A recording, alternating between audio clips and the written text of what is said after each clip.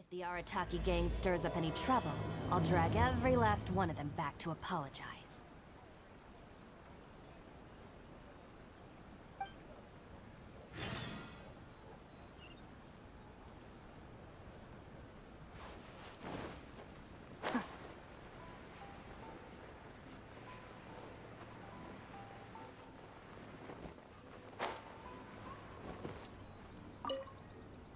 What if the Traveler is also unavailable? What am I supposed to do?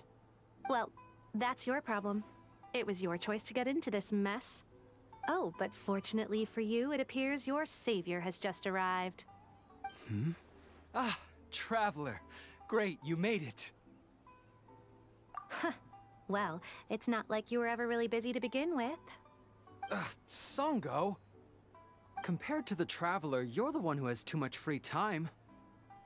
No, I'm very busy. I'm busy standing here. I have to stand here all day.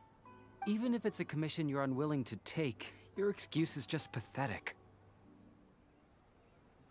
Yes, that's why I've asked you to come over. Allow me to explain.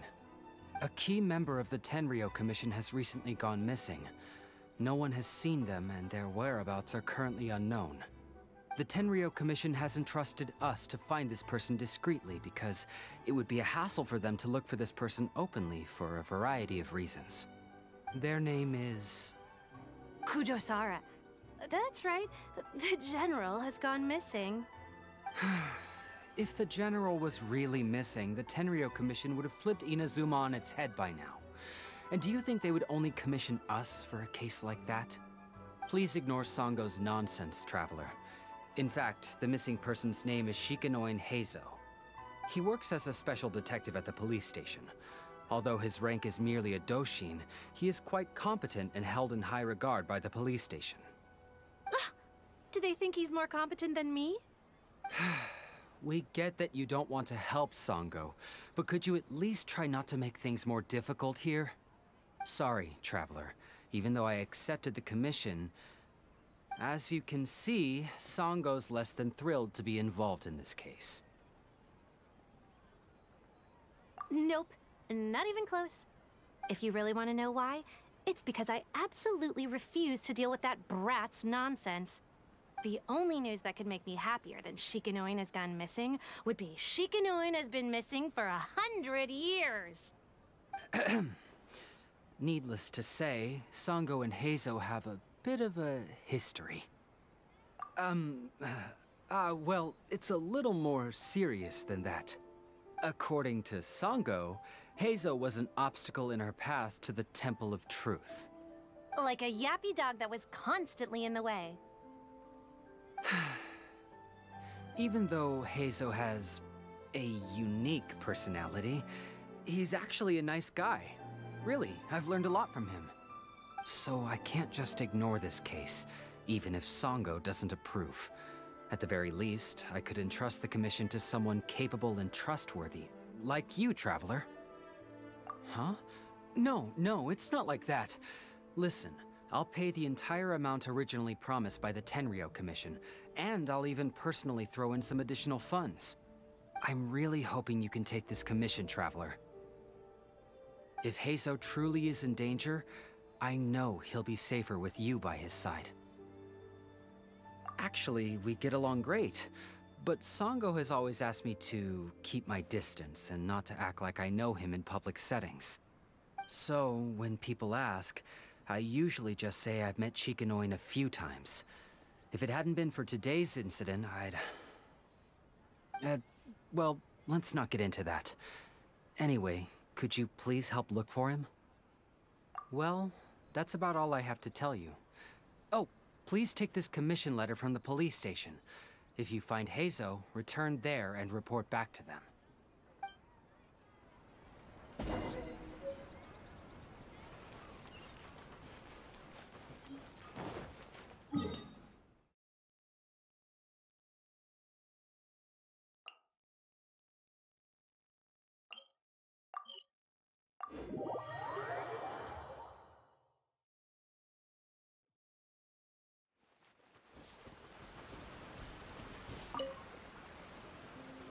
Oh, it's you. The captain of Swordfish 2? My name is Shibata. I'm in charge of the watch here. May I inquire as to what the captain needs?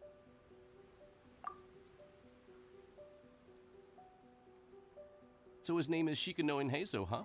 Yes, I'm familiar with the detective. He used to stroll around the area. Her Excellency had assigned me to keep a close eye on him at the time, fearing that he would do something unpleasant, but I eventually realized that he acted more like he was on a trip or something. Come to think of it, I believe he was recently spotted in the area east of the Sanganamiya Shrine.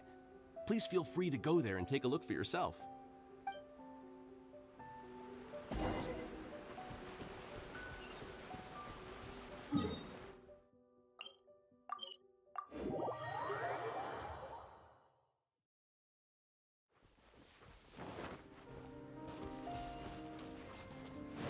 Come on, you guys. I'm nothing but a poor tourist with empty pockets. Please, you can just let me go. Shut up, scapegoat! Stabilize! Time to act. Witness the power. Fuse is lit. To the very... to the very... Well, well, look who it is. I was wondering who could be valiant enough to wipe the floor with these guys so easily. Turns out it was the distinguished traveler. Really, I can't thank you enough. Of course I was aware of you long before you arrived in Inazuma. Though the Sakoku decree managed to keep the country locked up, it wasn't able to stop the incredible stories about you. Every day, all of those little stories would come scurrying over to my desk, like files with little feet. I was actually thinking about going to meet you once I wrapped up the business at hand. Who would have guessed that you'd show up first? I got so excited I nearly forgot to introduce myself. The name's Shikanoin Heizou, Special Detective of the Tenryou Commission. It's a pleasure to meet you, traveler. I wish you all the best on your journey through Teyvat, by the way. I guess that means I've taken over as the main character in your story today. I've always heard that you take commissions from all kinds of people, helping everyone out with everything you can imagine. So now it's my turn to take your help, huh? Don't mind if I do. That was already obvious to me. It's no coincidence that you've arrived here. Because that would be the stuff of an epic novel. The two protagonists of the story both travel to Watatsumi Island by chance and cross paths as if by fate. The traveler from afar heroically rescues the weak and defenseless detective from the clutches of the ruthless Nobushi. Traveler, you are so dreamy. Unfortunately, though, I don't believe in coincidences. So, guessing you came to me on the police station's commission, didn't you? I'm a detective. Can you guess what gave it away?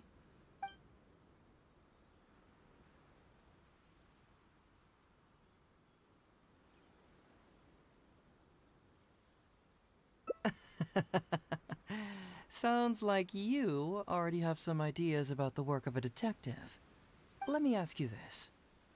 What's that your little sidekick is holding?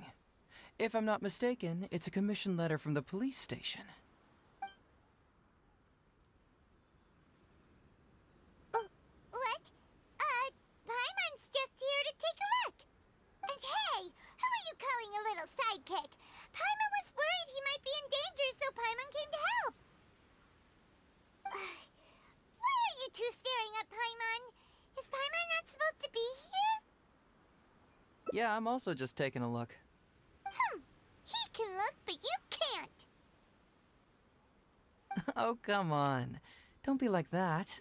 After all, this is the first time I've seen a voice. I must admit, I'm most intrigued. Huh?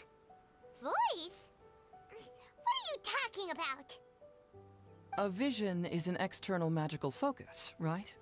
Well, similarly, a voice is an external voice box. I've heard that the Traveler isn't very talkative, but given how chatty you are, you must be his voice, right? That sounds awful! Paimon's not somebody's voice! Paimon's emergency food! Wait! Oh, Paimon's so upset she can't think straight!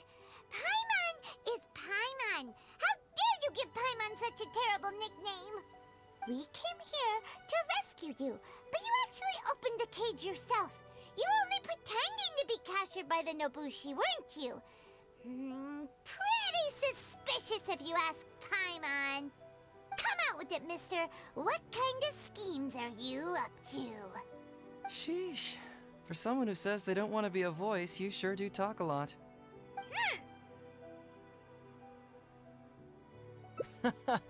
Well, let me think for a moment. Yes, all this started a long time ago, during the war. Kujo Takayuki, who was head of the Tenryou Commission at the time, had secretly asked me to investigate the military capabilities of Sangonomiya. But I had already grown tired of the guy for a while, so I simply treated the trip as a paid vacation. I had heard that Watatsumi Island is really beautiful. As for the mission, I thought I'd just come up with some random excuses or whatever when I reported back. But guess what? The first night I arrived on Watatsumi Island, I had a dream. The dream contained only one message, an echo resounding from the depths of the earth that kept ringing in my ears, saying,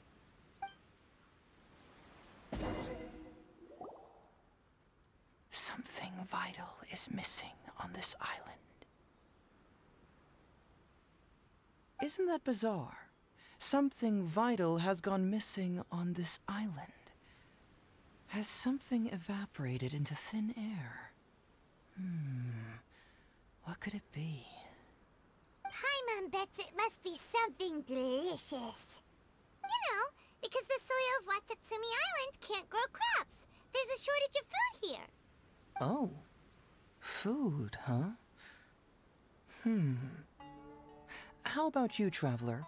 What do you think is missing?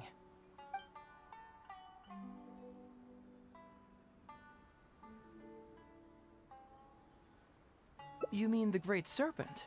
Well, that's an interesting answer. But the Electro Archon hasn't abandoned this place. Interestingly, I didn't have the same dream again after I left this place, so I became even more intrigued. Was this really just some random dream? Some people believe that dreams represent the Divine's helping hand, which I suppose is understandable. However, if you ask me, dreams have nothing to do with the gods. Instead, they are flashes of intuition. It was my intuition telling me that there was something important about this island that, poof, suddenly vanished. So I decided to accept this little commission from my intuition and investigate to see if I could come up with any compelling findings. Unfortunately, the investigation has had little progress up to this point. Who knows? I felt there was something peculiar about them, so I pretended to get captured to see if there were any leads that would surface. And that's when you showed up. Nah, don't worry about it. These guys were just a bunch of small fries. Besides, your arrival is much more important to me. I have a feeling you can help me find the answer to my dream. So how would you like to partner up on this one? We can work together to solve the mystery. Yes, of course, I understand. But let me ask one more question. Did the police station say they are looking for me because of something important? Well, then it's probably nothing major. Most likely they're short on staff or something petty like that, and they happen to remember their model employee. So since we're already here, why don't we just solve this puzzle together? Once everything is settled, I'll gladly accompany you back to the police station, or anywhere else you'd like to go. What do you think?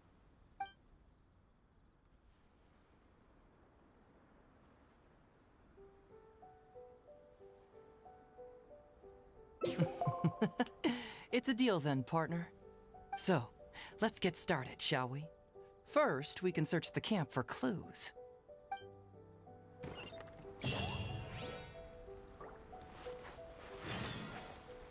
Hey, isn't this crystal mirror? Ooh, what's the shiny thing? Oh, it's a Sango pearl!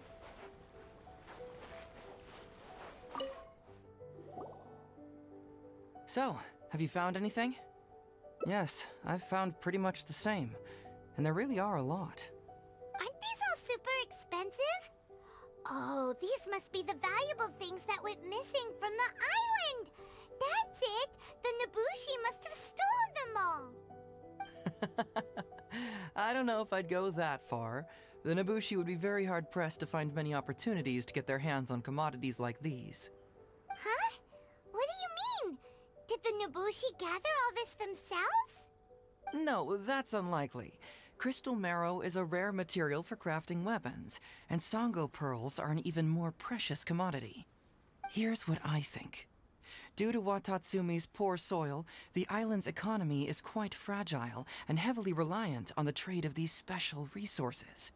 So, it's absolutely vital that they keep them under lock and key and well out of the Nobushi's reach.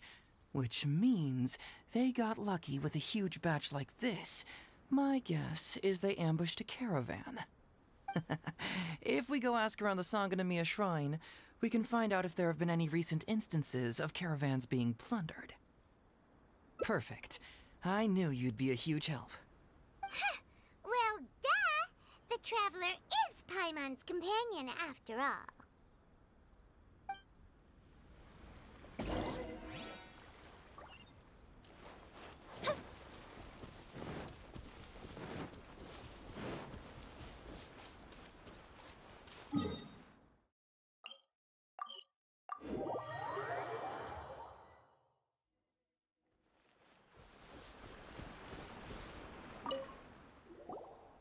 Captain, I see you found the detective. Watatsumi Island sure is a beautiful place. I don't think I could ever leave. You can stay as long as you like, granted you don't cause any trouble, that is. Her Excellency has stated that all friendly visitors are welcome. Incidents of stolen goods? Not that I'm aware of. Her Excellency has recently launched several measures to boost the economy, including the development of trade routes and establishing our own caravans. Troops have also been deployed to protect them, so it is only reasonable to assume that the current trade routes are already very safe. Any looting or theft would be practically unthinkable. That's strange. Then where did the Nobushi get those goods from? Huh? You mean you found goods of unknown origin? Yep, and it's all Sango pearls and crystal marrow, so we know it's local. Could there have really been a theft that hasn't been reported? That shouldn't be the case. Well, perhaps you could go ask Todoroki.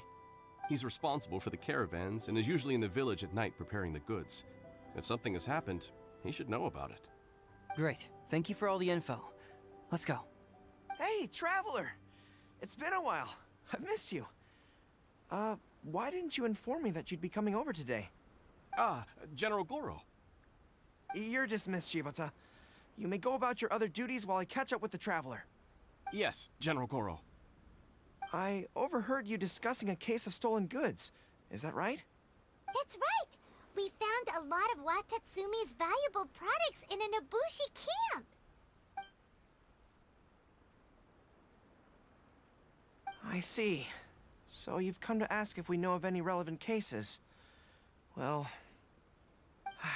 I'm ashamed to say that, yes, the caravans have been plundered. And not just once, I'm afraid. We had already dispatched additional forces to protect the caravans, yet the crooks still managed to get away with the goods. And you're concerned that if this kind of news were to get out, it would undermine the confidence of other caravans. So you didn't make it public, and instead kept the news to only a select few. That's correct. I never expected you to be so concerned about Watatsumi's affairs, Detective Heizou. Just a force of habit, really. As a detective, I notice these kinds of things. Oh, so you two already know each other? Actually, I've only heard of Detective Heizou from the soldiers' reports. We've never met in person. Darn it. You're right. Now that you mention it, I've been on Watatsumi Island all this time and still haven't properly introduced myself. Man alive, please forgive me. It's a pleasure to meet you, General Goro. I'm Shikanoin Heizou of the Tenryo Commission. Yes, it's a pleasure to meet you too.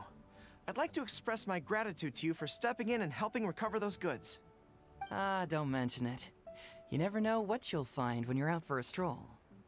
But if the source of the problem is not addressed, I'm afraid this sort of situation will continue cropping up for you. Yes, of course.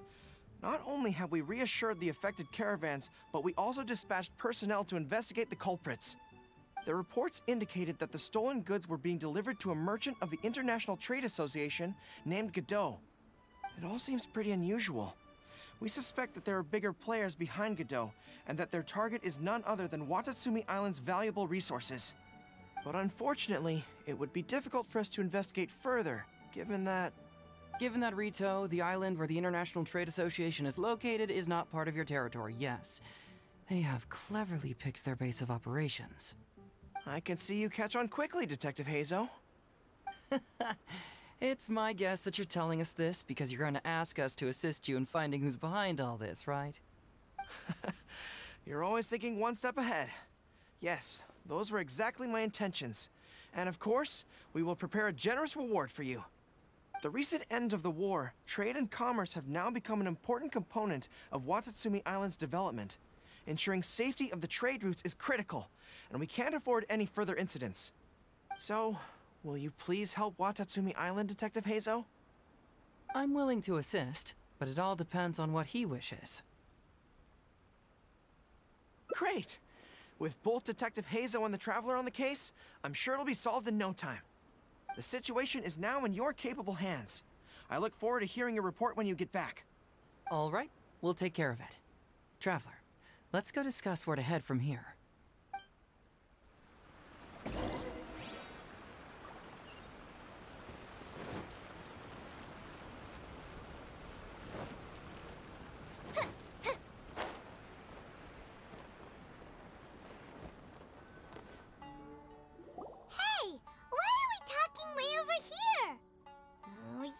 Trying to get away from Goro so he can't overhear us, are you? Very perceptive. Seems even Paimon has her moments. Let me ask you, do you believe in intuition? Huh? Intuition? Where are you going with this? My intuition tells me that General Goro is lying. What? How could you say that? Although he did seem a little on the serious side today, but Goro's a good guy! Good people can be deceptive, too. After all, everyone has their secrets. Well, in my opinion, the timing of his appearance was a little too coincidental. Sangonomiya's soldiers have been keeping an eye on me for the entire time I've been on Watatsumi Island, yet I had never seen General Goro even once. But today he came out and met with us, and even commissioned us to investigate a case. Maybe that's because the Traveler is here today, and Goro thinks he's more capable. Really? Huh. Then that makes things even more peculiar. If there are powerful players behind this case, and he needs to draw upon external support, then he should have taken action sooner rather than wait until today. A more plausible explanation is that the items we discovered are linked with some unspeakable secret, and he had to intervene to prevent us from digging any deeper. Then he put up a smokescreen to mislead us. I surmise that investigating the merchant Godot on Rito will yield no results. Whoa, are you serious? But this is all just a hunch you have, right? Actually, there is another key factor behind my reasoning, though you may not believe me. I sense something special about Goro. Something special? Yes. Whatever is missing on this island, I sense it in him. Whoa! Hold it right there! Are you saying Goro's a thief? As in he took something valuable? It's not that simple. I can't fully explain it. It's just my... intuition. Sure, I trust your judgment, but perhaps you're overlooking someone else, the true leader here.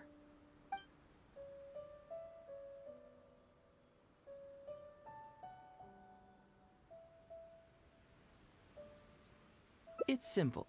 We should just investigate whatever it is they're trying to hide from us. And what were we planning to do just before Goro showed up?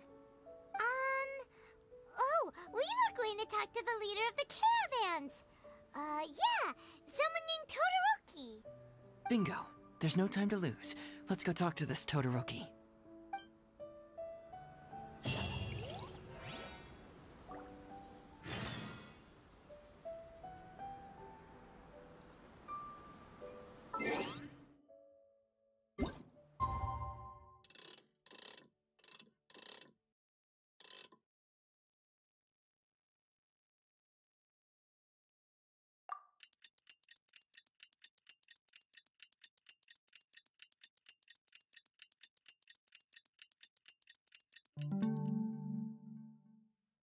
Have you ever kept goldfish as pets? They're very cute.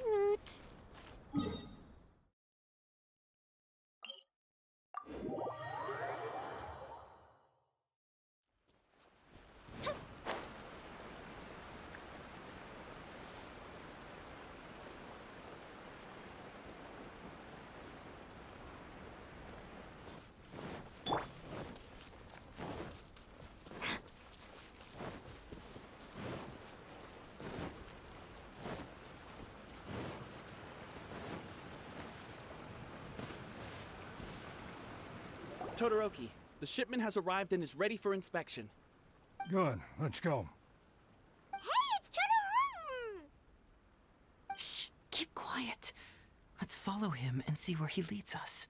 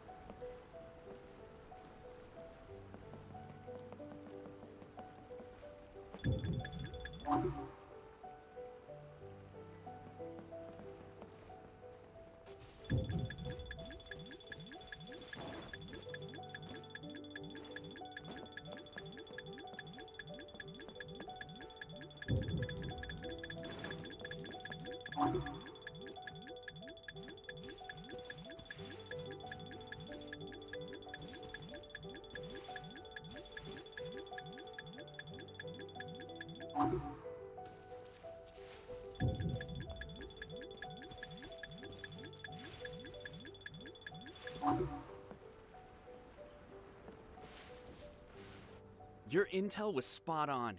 When we arrived, the Nobushi were all still asleep. We captured them all, and the goods were retrieved and brought back here. I'll take a look. Everything seems in order. Good work. It's nothing. Thanks to the efforts of your caravan, the price of grain in the village has decreased. That's right.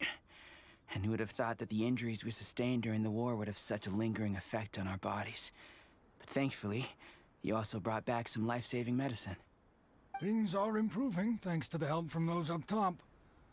Oh, by the way, what is the state of the village's inventory? Make sure that it's confirmed tonight. I have to leave tomorrow morning after I go to the Sangonomiya Shrine and get instructions from General Goro. Don't worry. We've already prepared the list. Just follow us. Huh?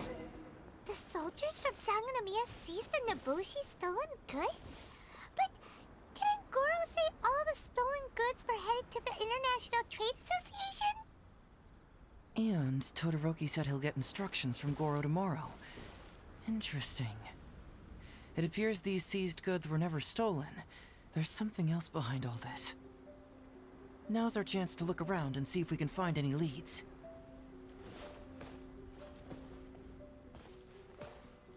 This box is packed so tight! It looks like it could burst! Let's see what's inside! Huh? What are all these plants and flowers? Oh, there's a small note here!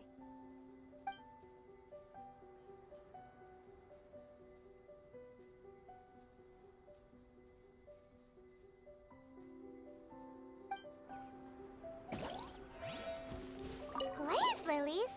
What are these doing here? Shouldn't it be crystal marrow or something? Whoa! Qingxian? Paimon was expecting to find Sango pearls.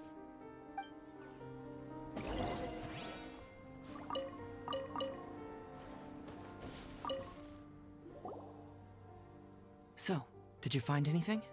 Whoa! Look at all the Qingxian! And glaze lilies too! There are also tons of other plants and flowers Paimon doesn't know here. Weird. These are valuable raw ingredients for producing medicine. If these few crates were to be imported from Rito, the price would be jaw-dropping. On top of that, these items seem to lack a tax clearance certificate, meaning that they were most likely smuggled. Yes, very interesting. Now, where did the Nobushi get these goods? How about you? Did you find anything else? Foreign Trade Association? I've never heard of such an organization in Rito. And if it's regarding foreign trade, then smuggling is an even more likely possibility. All right. In which case, I have a rough hypothesis. First, we... Huh? Who goes there? Oh no! We've been spotted! Huh? Wait, Captain? Is that you? Oh, so it's you, Captain. You had me worried there. We almost mistook you for bandits. Captain, do you remember us? During the war, I was in the field hospital with Masashi. Teppei brought you to see us and helped find medicine for us. Hey, come on now. The captain wouldn't forget. I gotta tell you, Captain, we all miss you. We haven't seen you ever since the end of the war. When we heard that you were coming here, we just assumed you were only going to see General Goro and Her Excellency. The guys are all really hoping to see you. We're fine. You don't have to worry about us, Captain. No, you're not fine. Captain, you may not be aware, but Masashi previously fainted on the front lines. The doctor thought that it might be a neurological condition caused by overstimulated emotions. It's pretty serious. According to the doctor, if it hadn't been for the medication he's been taking, he would have developed dementia. And that was assuming the best case scenario. You're one to talk. Don't forget why I fainted in the first place. It's because I heard that you got yourself killed by an arrow. I couldn't handle all the emotion. Later, I found out that he'd been shot in the buttocks, and it was only a mild injury. I had an emotional breakdown for nothing. What do you mean for nothing? I got shot not by one, but 2 arrows in a row. The first arrow was to the left cheek, and the second arrow was also to the left. And because the arrows were poisonous, the wound still hasn't completely healed yet. I have to apply ointment every day, and I'm constantly worried it might reopen while I sleep. Look on the bright side. At least we're still alive. Yeah, I suppose you're right. But enough about us. What brings you here, Captain? Oh, these goods were all seized from the hands of Nobushi and treasure hoarders. Todoroki was the one who provided us with the intel. He mentioned there were bandits here and there, so we went and took care of them while also confiscating the goods. By the way, Captain, you still haven't met Todoroki, have you? He's the one we're working for now. Her Excellency recently announced plans to stimulate the economy and created the caravans, with Todoroki at the helm. Yeah, he's proven to be quite capable. Even though he was just a farmer before, he's now successfully running the caravans. And his 2 sons were also our brothers in arms. Both received a special medal of honor from General Goro, which is quite remarkable, don't you think? So, as injured veterans, we've been reassigned to Todoroki.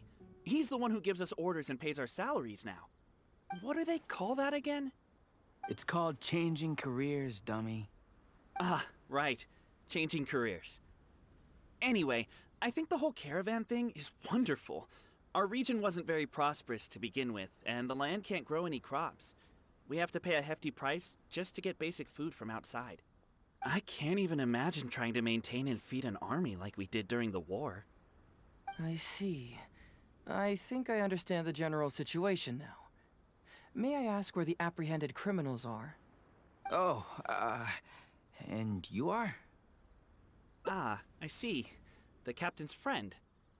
It should be okay to tell you then. We apprehended all the culprits and escorted them to a temporary location not far from here. Unfortunately, Masashi and I have other duties tonight and won't be able to take you there. Why don't you wait for a moment and I'll find someone else to show you the way. I'm pretty sure I've already got a grasp on what's going on. All I need now is to confirm it with the apprehended bandits. Let's go. Are you still a little confused? Let me help connect the dots. This whole thing was actually quite similar to a case I once worked on previously. It was a case involving the trade of prohibited items, and they employed an old trick to execute the deal. The culprit would first go strolling down the street until they knocked over a pedestrian on purpose, using the Sir, please forgive us, sir. We are nothing more than petty thieves.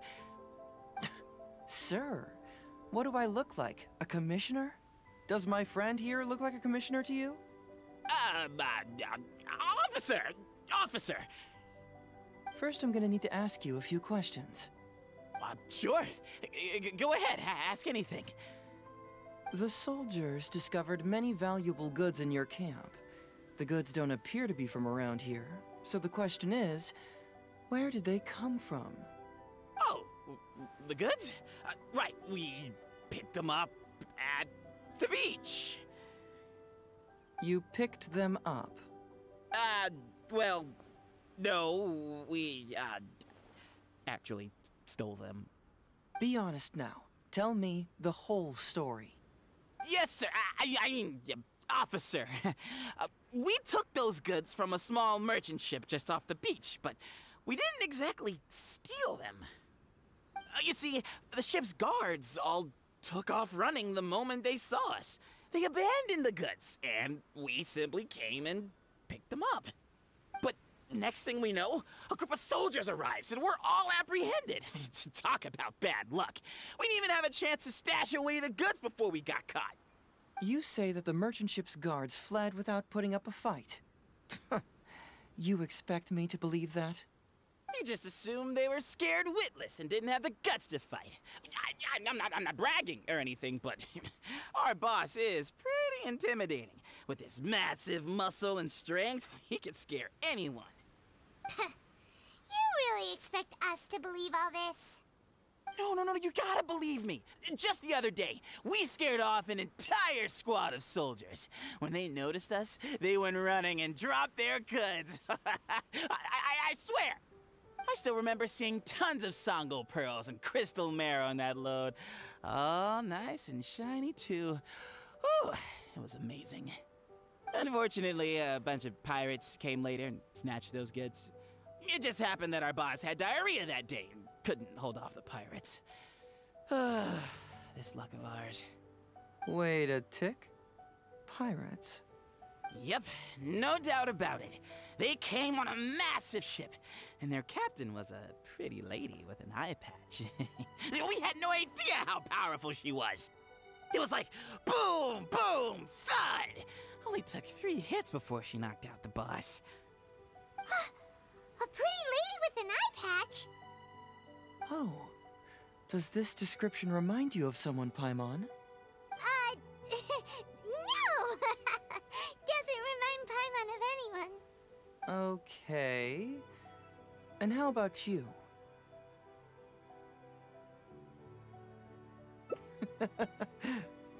Really? Okay, I'll take that as a no, then. It appears that the situation is just as I suspected. Todoroki is striking a shady deal with a group of pirates, while General Goro appears to be assisting with the cover-up. What? How could that be? Todoroki said that he'd be going to Sangonomiya early tomorrow morning to get Goro's instructions before the caravan leaves. Now is the time to address any doubts you may have. Tomorrow morning will be our moment to confront them. Hopefully, my final question will be answered then as well. The question of what important thing this island is missing. I can feel some connection to the question in Goro, Todoroki, and even to Kuda and Masashi. Hopefully, we'll finally have an answer tomorrow. Let's get some rest. I'll see you at Sangonomiya tomorrow morning.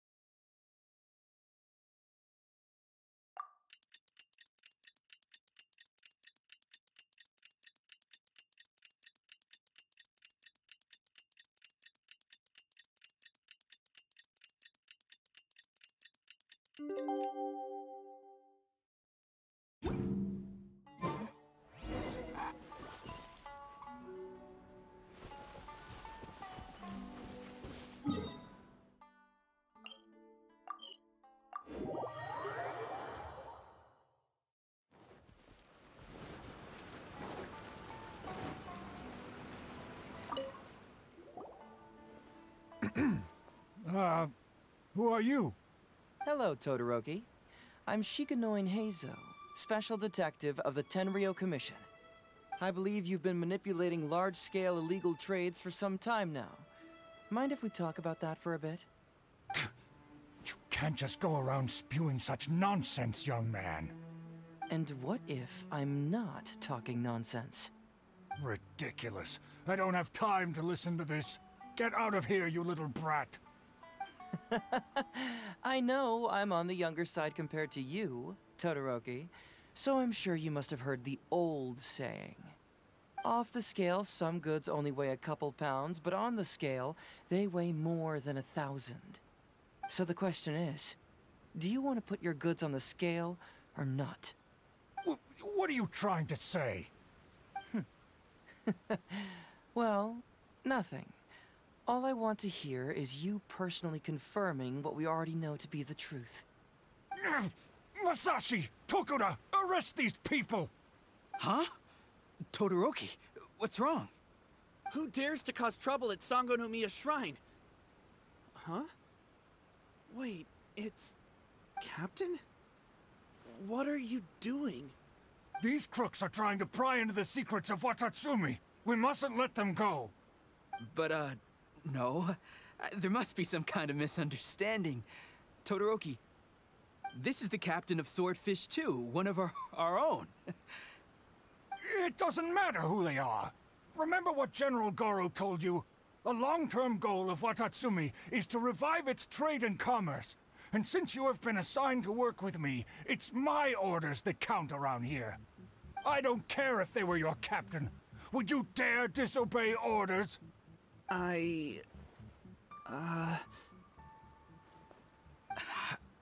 What do we do? Well, what are you waiting for? All right, I see how it is. If you two won't do it, I will. I really hoped it wouldn't come to this. But... here we go. Wait! Everyone, stand down! General Goro! You're here. My apologies, Traveler, Detective Heizou. I wasn't telling you the truth. Todoroki, the Traveler here is the hero who saved Watatsumi Island. Without him, Watatsumi Island would never have found the peace it has today. We mustn't raise our weapons against him. How could you be so naive, General Goro? If we let them go free, then who's to say the Shogunate won't come after us tomorrow? If the Shogunate decides to investigate, we won't be able to hide the truth. I wouldn't allow them to take you, Todoroki. Let's not kid ourselves. If going to jail could solve the problem, I would go and turn myself into the Tenryou Commission right now. The question is, what are we going to do with the goods? Will you be able to keep them? Not to mention the chance of astronomical fines. Can you afford that? Goro, we both know that Watatsumi Island is a barren land. Plant 100 radishes here and maybe only 3 would grow. And those 3 combined would still be smaller than just 1 carrot imported from elsewhere. You can't grow food or medicinal herbs here, and if we buy them from Rito, we pay exorbitant taxes. My eldest son died fighting on the battlefield. But do you know how my second son died? He died because there was no medicine to treat him. You awarded both of them medals of honor. But did that save their lives? Can medals heal Tokuda and Masashi's wounds? No. It was the medicine that I got that saved their lives. If we detain them today, the Shogunate will never know what we've done. Besides, they're only a few months away now. We will set them free once the new bill is passed in just a few months, and everything will be okay. None of what happened here will be mentioned again, and life on Watatsumi Island will continue to improve. I understand, Todoroki, but they won't... I can trust the Traveler won't, but the detective here is a Tenryou Commission officer. Forget it. You're the general. I'm just a radish farmer. It's a new commodity tax bill currently being drafted by the Kanjo Commission. The bill exempts taxes on goods that are in short supply on Watatsumi Island. Once the bill is introduced, We'll be able to buy commodities that we need from regular marketplaces. Oh, I see. Man alive. I wish I had known sooner. In that case, how about we put your fears at ease and I'll stick around here a little longer. You know, until the bill is introduced. Huh? Oh, Detective Heizou, are you saying that... You mean you're willing to stay here, young man? Come on, you two. What's with the strange looks? You've been keeping me under close surveillance, haven't you? Surely you must have noticed that aside from being a detective, I'm also an ordinary tourist who likes to enjoy good scenery. I believe that after the new commodity bill is passed, there will be more and more traffic between the two sides, and more people will be coming to visit Watatsumi Island. I have to take the opportunity now and enjoy this place while I still have it all to myself. Before long, tourists will start pouring in. Thank you, Detective Heizou. On behalf of the people of Watatsumi. My pleasure. But one good turn deserves another, does it not? Oh, you mean there's something you wish to request? I suppose you could say I'm from the Shogunate, but the traveler next to me isn't. As far as I know, he's planning to visit other nations soon, and it is unclear if he will return to Narukami Island or not. Therefore, there's no need to limit his freedom, right? I'm sure no one else will hear of what happened today. Am I right, traveler? Well, it's settled then. He will always be an important partner to Watatsumi, and I would never dream of limiting his freedom. So please, don't worry, Detective Heizou. I'll hold you to that. But if I ever find out you've lied to me again, there's a chance I'll lose my cool. I'm sorry for not telling you the truth earlier. It's a serious matter, and I didn't want outside parties to become involved. But today, I realized my poor judgment. How could I possibly hide anything from Detective Heizou and the Traveler? I'm glad you understand now. But, in all honesty, I'm the one who should be thanking you. It's because of you that I was finally able to reach an answer. After all, nothing makes a detective happier than putting a case to rest. Ah, I understand now. You really are an interesting person, Detective Heizou. No, I'm afraid you don't quite get what I mean. I'm sorry? Wait! Paimon gets this one! It's the answer to your question, right? The one about the thing you sensed coming from Goro and the others. Now you figured it out! What? The thing you sensed coming from me? But I always have excellent personal hygiene. No, not like that. Hey, traveler. Could I talk to you for a moment? Besides, I haven't had a chance to thank you yet.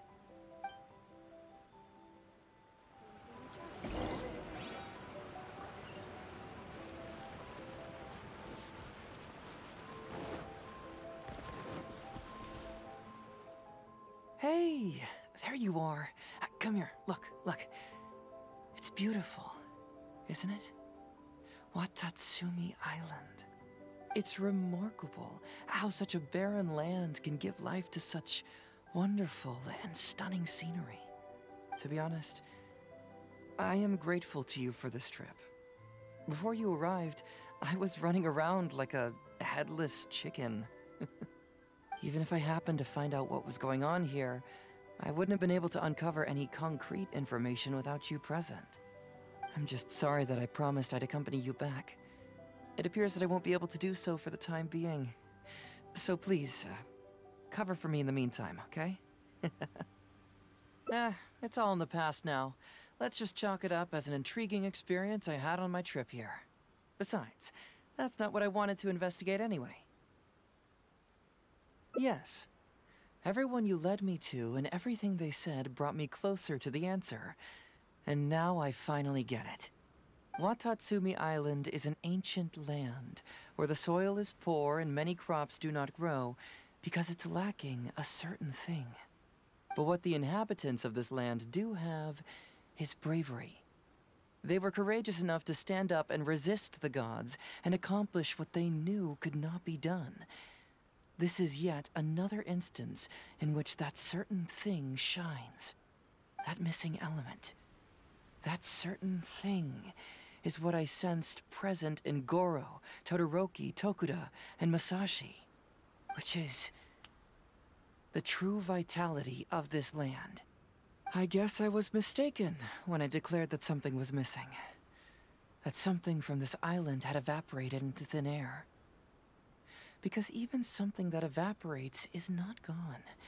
It's still there, just in a different state of being. When water is heated by fire, it evaporates and eventually finds its place in the sky. Similarly, when the land was harmed, its vitality evaporated and eventually found its place among the inhabitants. This is the final answer I've been searching for.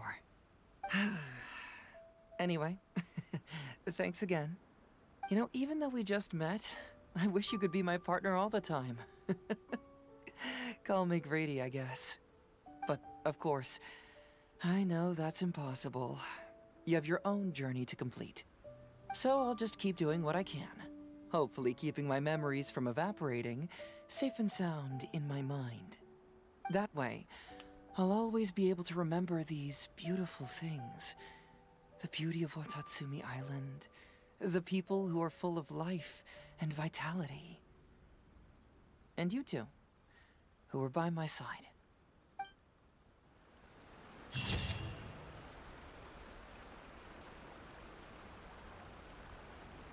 shrine is a sacred place where offerings to Watatsumi Onikabuto are given.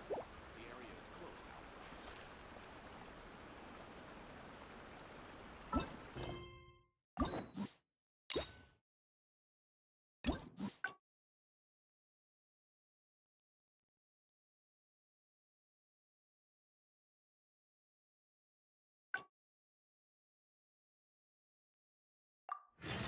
Just let me know if you ever find yourself in a pinch.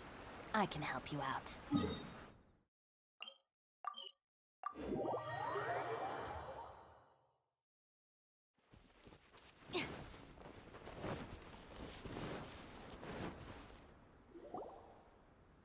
Something vital is missing on this island. Isn't that bizarre? Something vital has gone... Hi, Mom Betsy. Oh.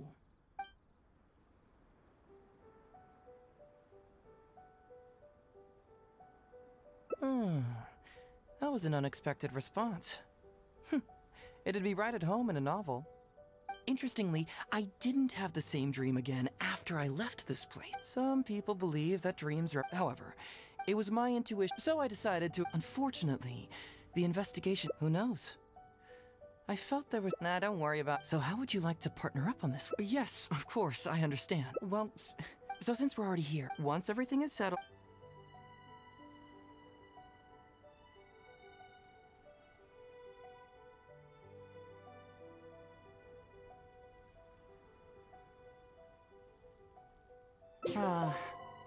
What a sterling example of dedication. In that case, I'll accompany you back to the police station first. We can discuss the issue of Watatsumi Island later.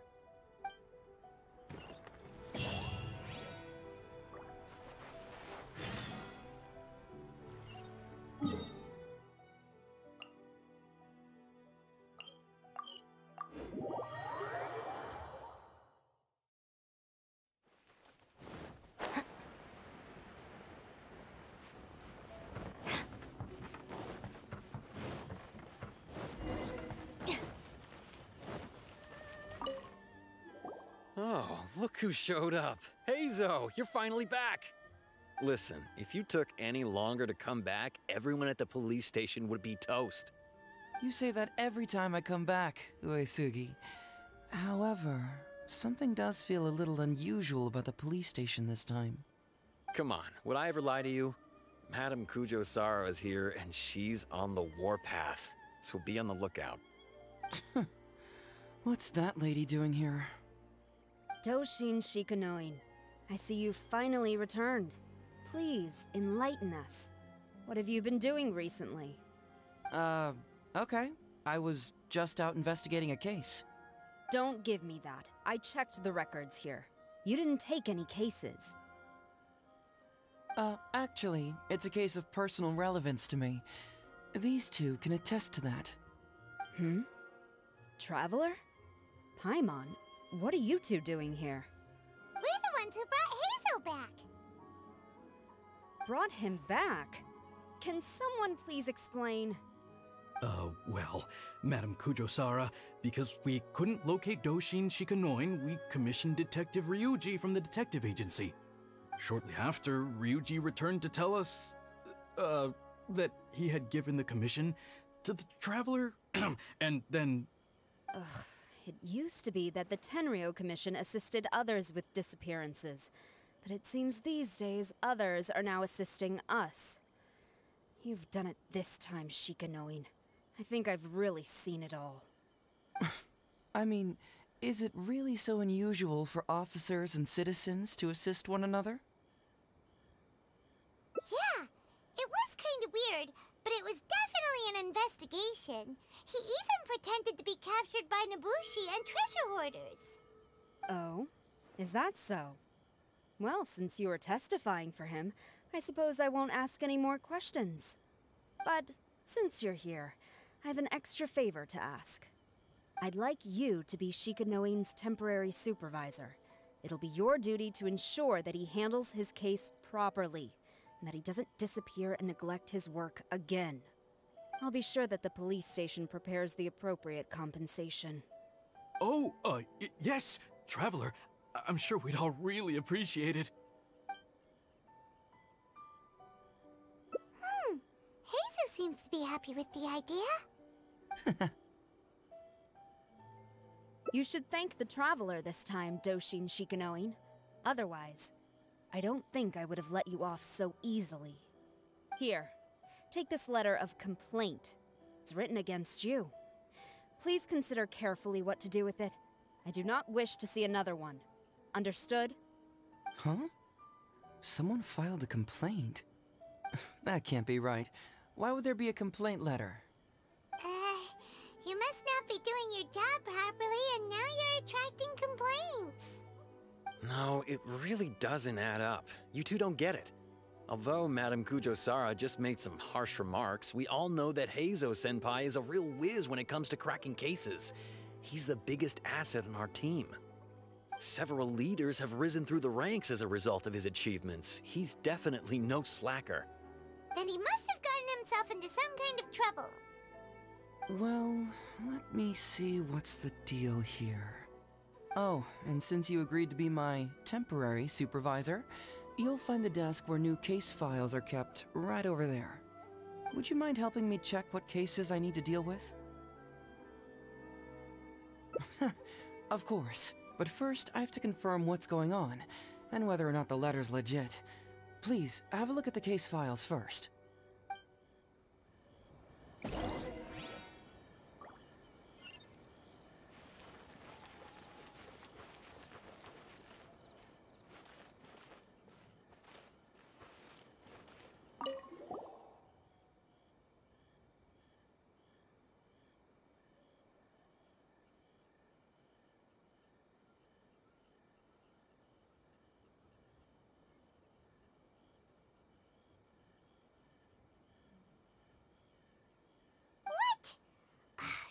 Him again. Who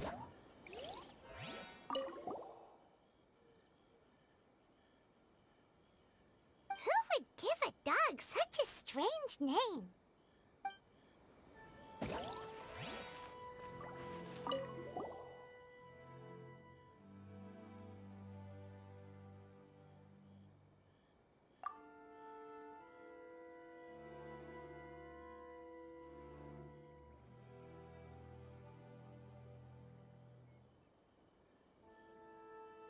Heizou talks fraud? What's that? Sounds interesting, whatever it is.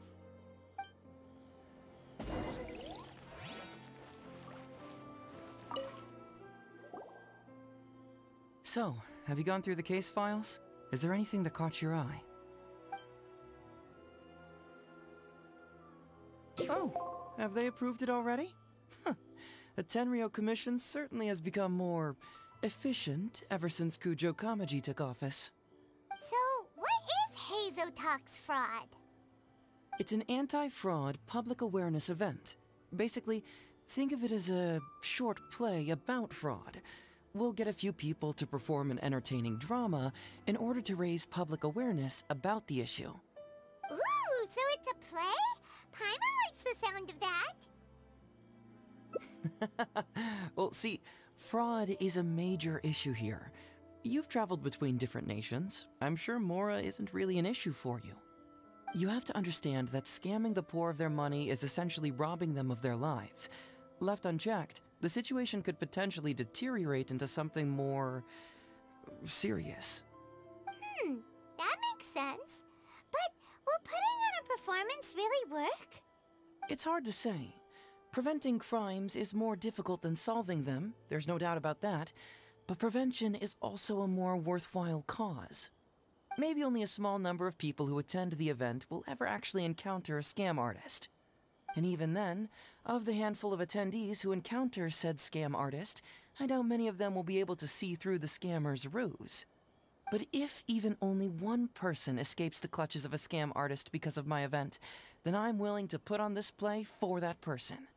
Alright, count us in! Today we are the anti-fraud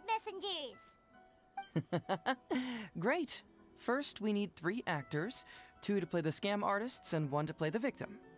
I already have a couple candidates in mind for the roles of the scam artists, so come with me to the Grand Narukami Shrine.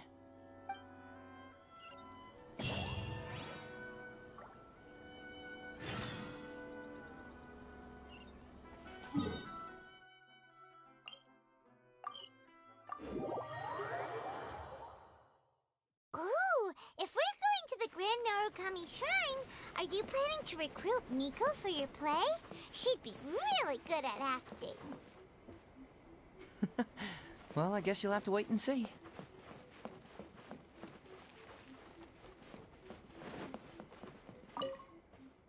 Heizou, what are you doing here, you little brat? Oh, and the Traveler, too. So, I assume you're here to see Lady Yae? Hey, come on, cuz. Maybe I'm just here to see you. Don't play your little games with me. If the Traveler isn't looking for Lady Yae, then you must be here looking for Heizou, right? You still know me best, cuz. Please wait here. I'll go get her.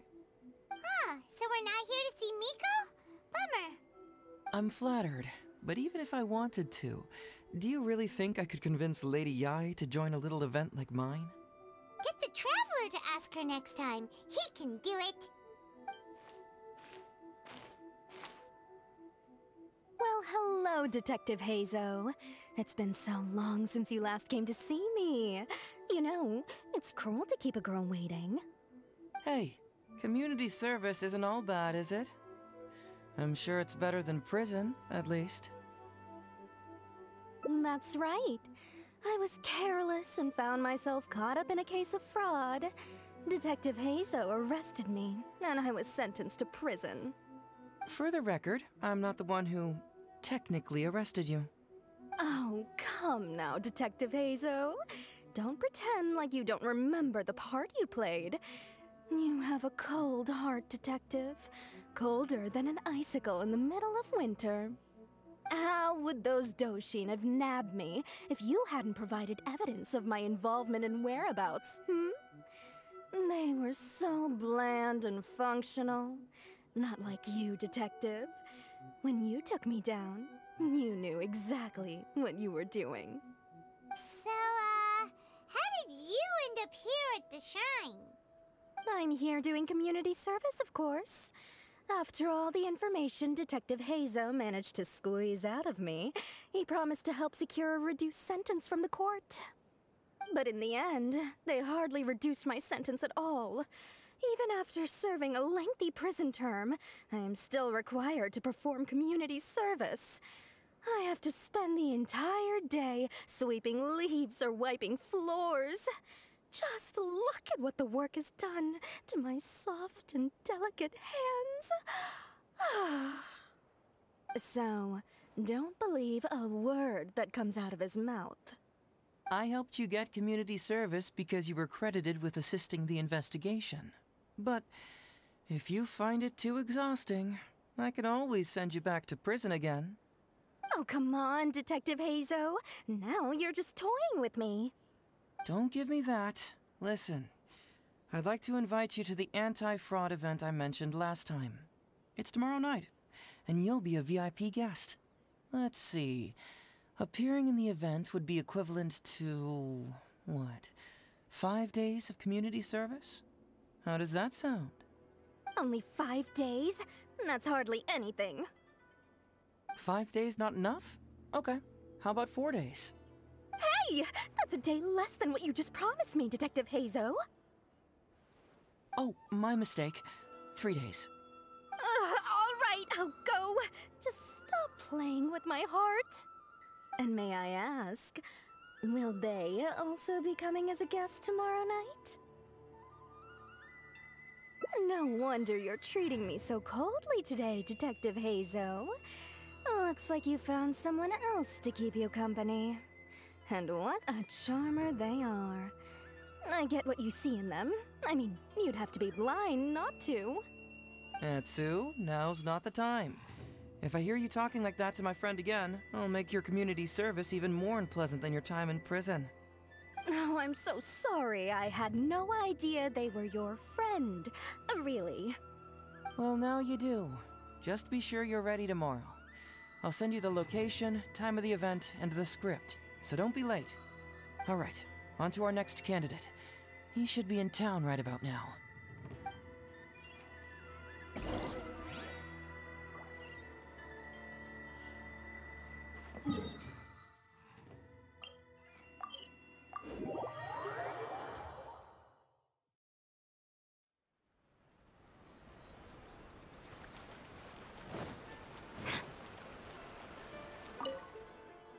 Mr. Iba, how are you doing? Oh, well, if it isn't Heizou. Thanks to you, I haven't kicked the bucket yet. Well, it's good to see you're alive. And well. All right, out with it. I know you wouldn't come see me for nothing.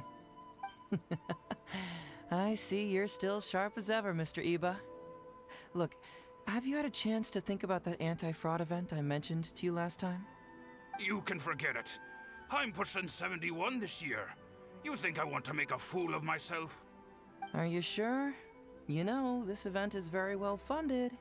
And now that the Sakoku decree has been repealed, I heard that your granddaughter Kazumi wants to take the chance to travel. If you participate, she can go without worrying about money at all. Huh? How did you know? Sure, I paid a hefty fine at the time, but I can still afford her travels. You're Heizou's colleague, aren't you? How haven't you heard about this? Well, it just so happens that Mr. Iba was a well-known figure in Inazuma back in the day. His Iba Trading Guild was even bigger than the current International Trade Association. Don't bring it up again. If I hadn't been misled by that foreign merchant, I never would have become a commercial scammer. Fortunately, young Heizou here has some respect for the elderly, and applied for a probationary sentence. Otherwise, I don't think I would have ever seen the light of day again. Well, if Heizou was so good to you, then you should help him out too. He's not as innocent as he looks, you know. He just knows it's easier to get information when we're chatting outside. Ask him if you don't believe me. Those are some pretty harsh words, Mr. Iba. Anyway, I can't help you with that, event, or whatever you call it. Ah, man alive. What should I do now?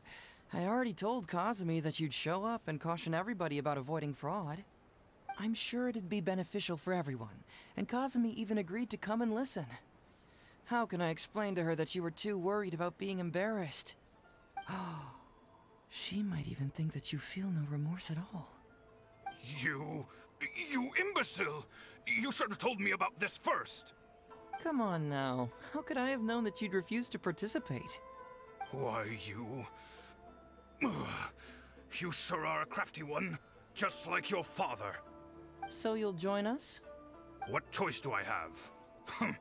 Using my granddaughter to force me into some event. people these days. The world needs you to step up.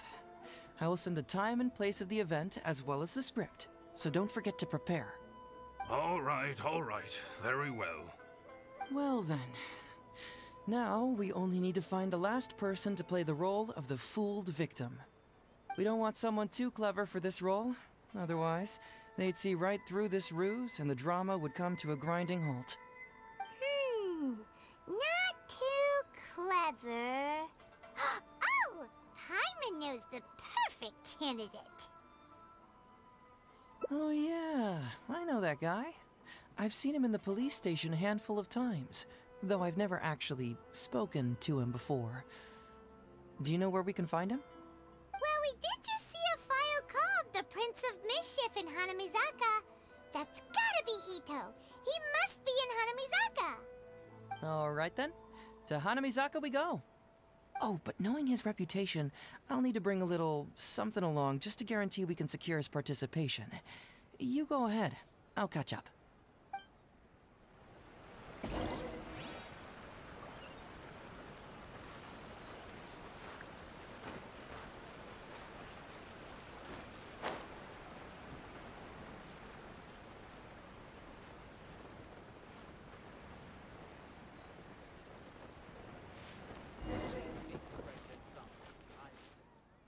How about that, kiddo? My little Prince of Mischief's got some moves, huh?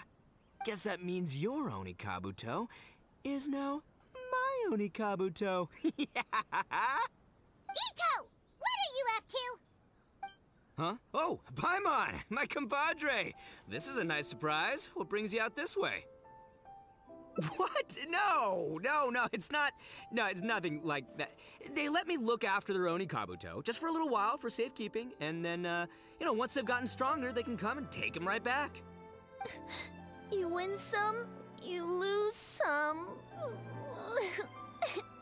That's right, my little guy. Good attitude. All right, see you around. Okay, yeah, bye. There's just no helping this guy. Oh, an anti-fraud event?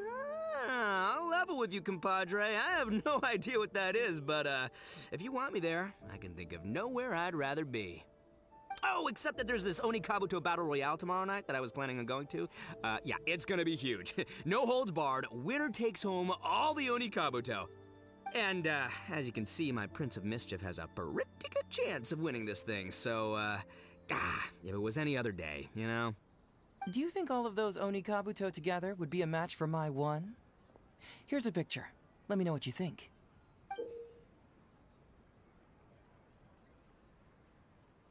Huh? Whoa, what this? What is this? How'd it get so big? What are you feeding this thing?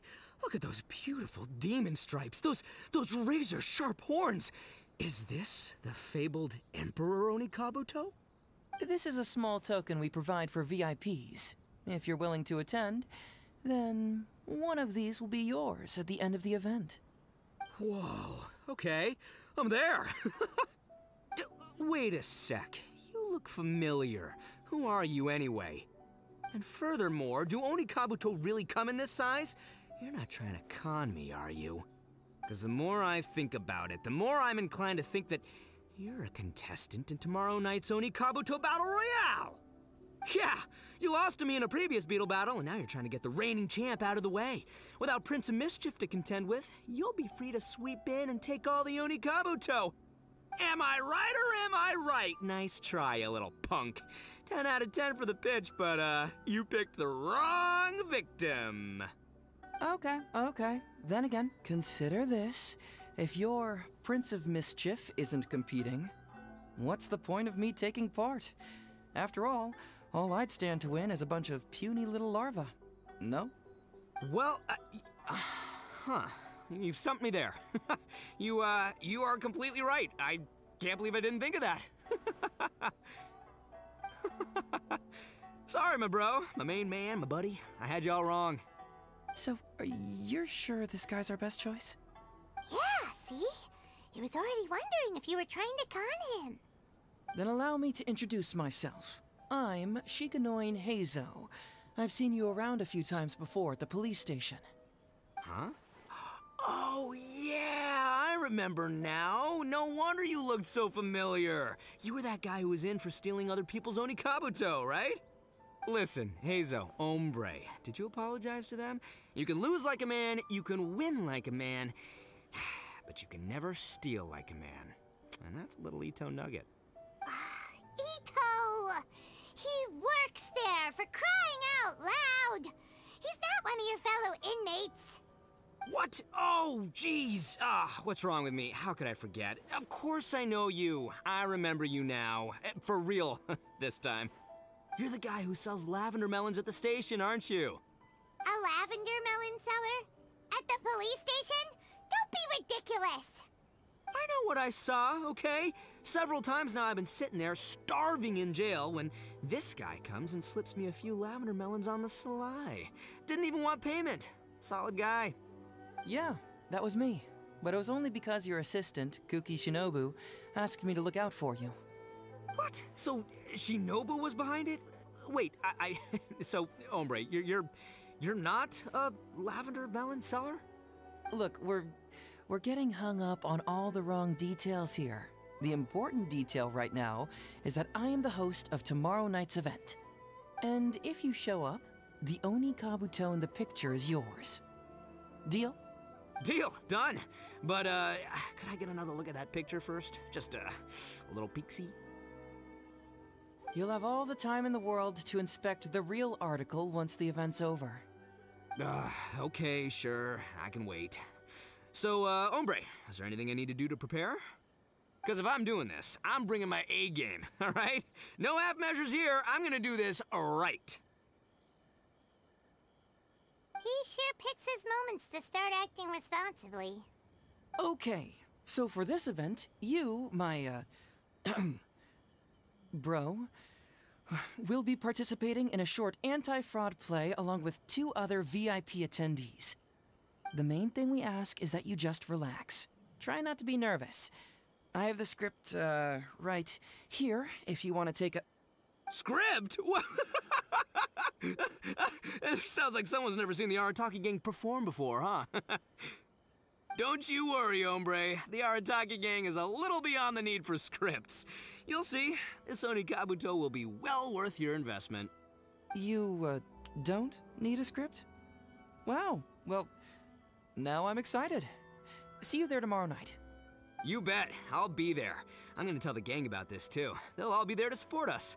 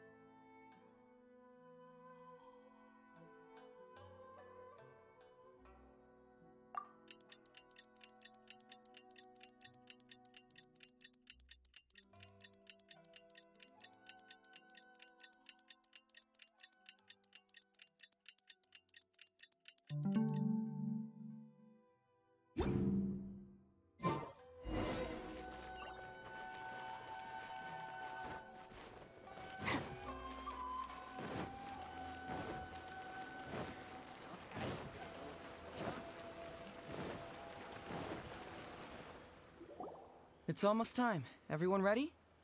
All right, then let's get this show started. Oh, I can't wait, Mr. Heizou. Let's get going, Heizou. Emperor Onikabuto, hang in there, Your Highness. I'm coming for you. It takes years to make a fortune, but only a moment to lose it all to a scam artist. Welcome to the first Heizou Talks Fraud. I am your eponymous host, Heizou.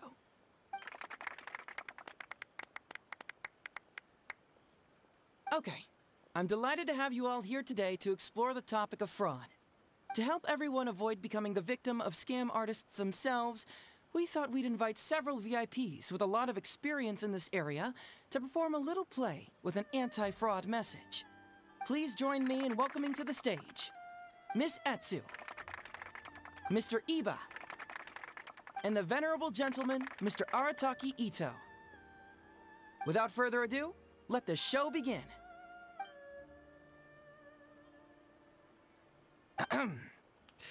It was just another bright sunny day when a distressed Miss Etsu brought her elderly grandpa, Iba, into the police station to report a crime.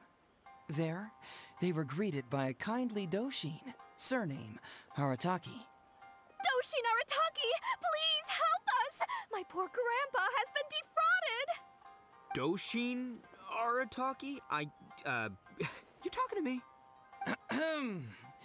Perhaps for want of familiarity with the script, a confused look creeps over Doshin Arataki's face, and he asks himself that age-old question. Who am I? Yes, you are Doshin Arataki! You're Doshin Arataki! Oh, so I'm in the play. Right, yeah. Okay, got it. I'm a Doshin, of course. Okay, I got this. Ma'am, can you tell who it was that defrauded your grandfather? Rest assured, the Tenryou Commission and I are here to bring them to justice. I don't know. It was too late when I found out. They took all of my grandpa's money, and all they left was this note. Doshin Arataki frowns as he realizes this is more complicated than he thought. He takes the note in his hand and reads it out loud. I am the Raiden Shogun. I am currently being held hostage by the Crux fleet and urgently need 200,000 mora to secure my release. Please place the ransom mora on the north coast of the deserted island. When all of this is over, I will promote you to General of the Tenryou Commission. It's the almighty Shogun. We cannot let Her Excellency come to harm. But this is a scam, surely. I mean, 200,000 mora? Kinda lowballing it for the Electro Archon, don't you think? Shouldn't it be like, 300 thou at the very least? Well, I sure thought so, but Grandpa's already parted with the money.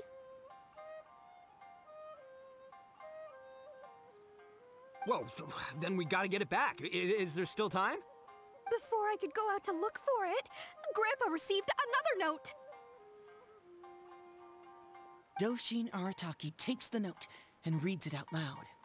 I am Miss Hina. I am currently raising funds to publish a photo book. I urgently need 300,000 mora for publishing fees. In return for your support, you will receive a limited edition signed photograph. It's Miss Hina. We can't leave poor Miss Hina in a tight spot. You're right, Gramps. Is 300,000 mora enough?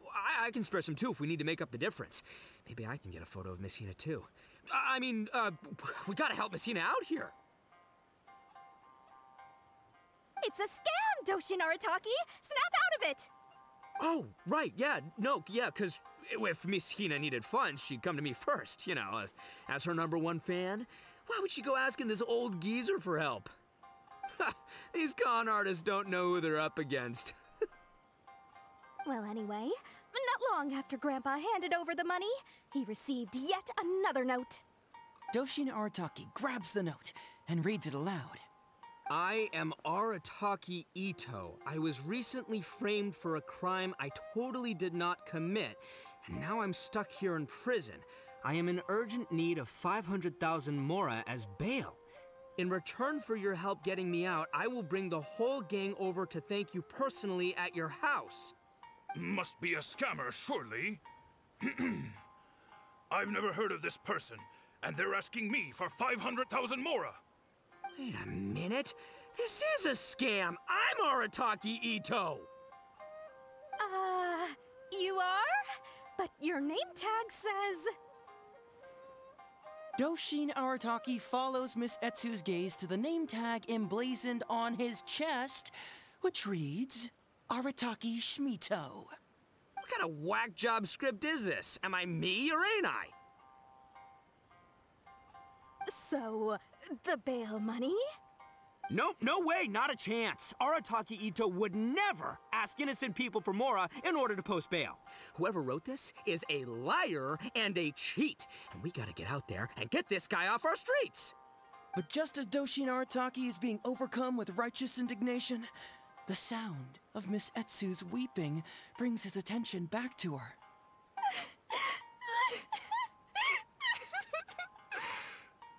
Miss Etsu, don't you worry. We're gonna catch the people who did this. Even if you do catch them, how are we ever going to get Grandpa's money back? Oh, whatever are we going to do about all those Onikabuto? Onikabuto? Wait, what was that about the, Onikabuto? Oh, well, Grandpa is a major Onikabuto breeder in our village. His are the biggest and strongest Onikabuto around. People come from far and wide to buy from him. We recently received an order that was too big for our current capacity. We were planning to expand Grandpa's facilities, but then we were swindled out of all of our money. Right after we'd signed the contract, too. If we don't deliver these Onikabuto on time, Grandpa will have to pay huge damages. Oh, what are we going to do? Man, what's that saying? It's like, it never rains, but it snowballs. Exactly what we're dealing with. Etsu, my dear, don't worry. I'll sell the house if I have to. We'll find a way through. But then where will we stay? Please help us, Doshi Naritaki. All we need is the 500,000 mora that was taken from us. Can you help us raise it? Or maybe you could lend it to us? Grandpa's business is going very well. We just need help getting over this hurdle. Doshi Naritaki, please. If you lend us the money, I'm sure I can make it up to you by... I won't hear of it. As a public servant, I would never dream of taking advantage of a person in need. I was going to say, by giving you part ownership of the Onikabuto farm. Oh, so that's what you were, yeah. It's not as enticing an offer as I was... wait, an Onikabuto farm, how many Onikabuto did you say you have? Because if it's more than, say, 10... 10,000. What? 10,000? Well, that's more Onikabuto than I've seen in my whole life. Please help us. As long as we get through this, those 10,000 Onikabuto are yours to keep. 10,000 Onikabuto? Hey, if I looked after them, they'd have little baby Onikabuto. And then the little baby Onikabuto would grow up and have little baby Onikabuto of their own. Doshin Arataki is struck by a sudden wave of pure elation. His face breaks into a big, beaming smile. But what does he do next? Miss Etsu, don't you worry. I'm gonna help you out. But 10,000 is too many. I can only accept 1,000. Wait, no, what am I saying? 500 Onikabuto. As a Doshin of the Tenryou Commission, it is my duty to serve. How could I abuse my position to take advantage of you? That's great news, Master Arataki. What a wonderful person you are. So strong and handsome and committed to doing the right thing. It's rare to find these days. Yep, that's me. All right, there's just one final question that needs answering. What question is that? The question is... Where's my Mora? Huh. Yo, Heizou, my hombre, question for you. What's my character's salary in the script? Oh, also, any inheritance or other lump sums I should know about? Basically, can I afford this 500,000 Mora? I mean, Schmito. I can afford it. Can Schmito? Ahem. Faced with a damsel in distress, Doshin Arataki fights to remain level-headed and asks that other age-old question. Where's my Mora? Suddenly, he feels a strange compulsion to slide his hand into his pocket where, it turns out, a bank check has been quietly nestled all along. He draws the check out and inspects it. Today is payday, and this is his salary. The amount? 500,000 Mora. Whoa, check it out! A check for 500,000 Mora! Where'd you come from, buddy? Miss Etsu, get this. Turns out I just got paid 500,000 Mora today. Well, here's your Mora. Thank you so much. Master Arataki, what's wrong? Doshin Arataki stretches out his hand. But wait! Just as he is about to hand over the check to Miss Heizou, he hesitates, tightly pinching one end of the check betwixt his two fingers. All he needs to do now is release the check, and it will fall into Miss Heizou's eager hands. But let go of the check he does not. Master Arataki, let go! Wait. Something's not right. Doshin Arataki is having second thoughts. Has something caught his attention? Has it aroused his suspicion? Has he finally realized the truth? So, this is an anti-fraud show, right? Huh? A spark of intuition bursts to life in Doshin Arataki's mind. Since this is an anti-fraud event, I have a question. Is he about to ask the most critical question of all? I gotta ask. This is it. Here it comes. Does a Doshin really get paid this much? 500,000 mora. Enough to get an Electro Archon out from a hostage situation, then go pay for Miss Hina's publishing costs. You telling me the average Doshin can do all that on one pay packet? I don't know, seems pretty fishy to me. Hey, compadre, what do you think? Am I being scammed here? Heizou! Ito's cheating! He asked for help!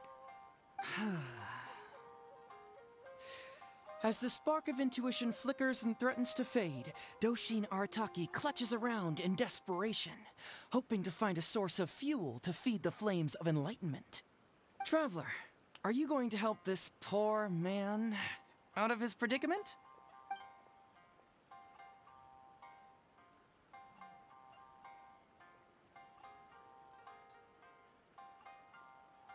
Follow my heart. All right, then. There's no way a Doshin makes 500,000 mora in a single pay packet.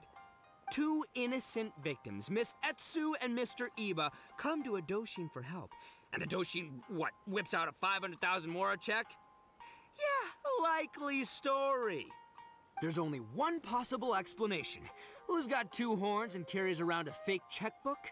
Yep, this guy.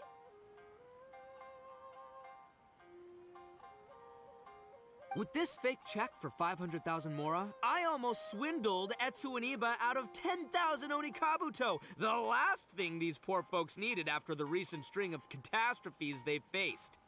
My mind is blown. Craziest plot twist I ever heard. The criminal was the main character all along.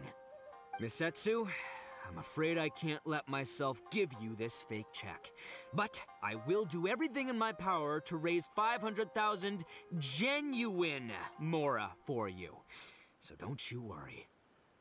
What the? Oh, jeez. In the end, Doshin Arataki listened to the voice of his heart and narrowly avoided being defrauded in his own unconventional way. But regrettably, he failed to ask the critical question: who in their right mind would give away Onikabuto for free? I ask you all, is there such a thing as free Onikabuto? Free mora? Or does nothing in life come for free? Thank you all for watching Heizou Talks Fraud.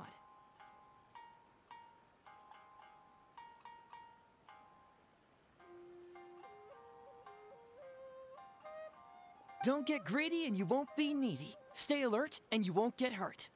You never know where scammers may lurk. See you all next time.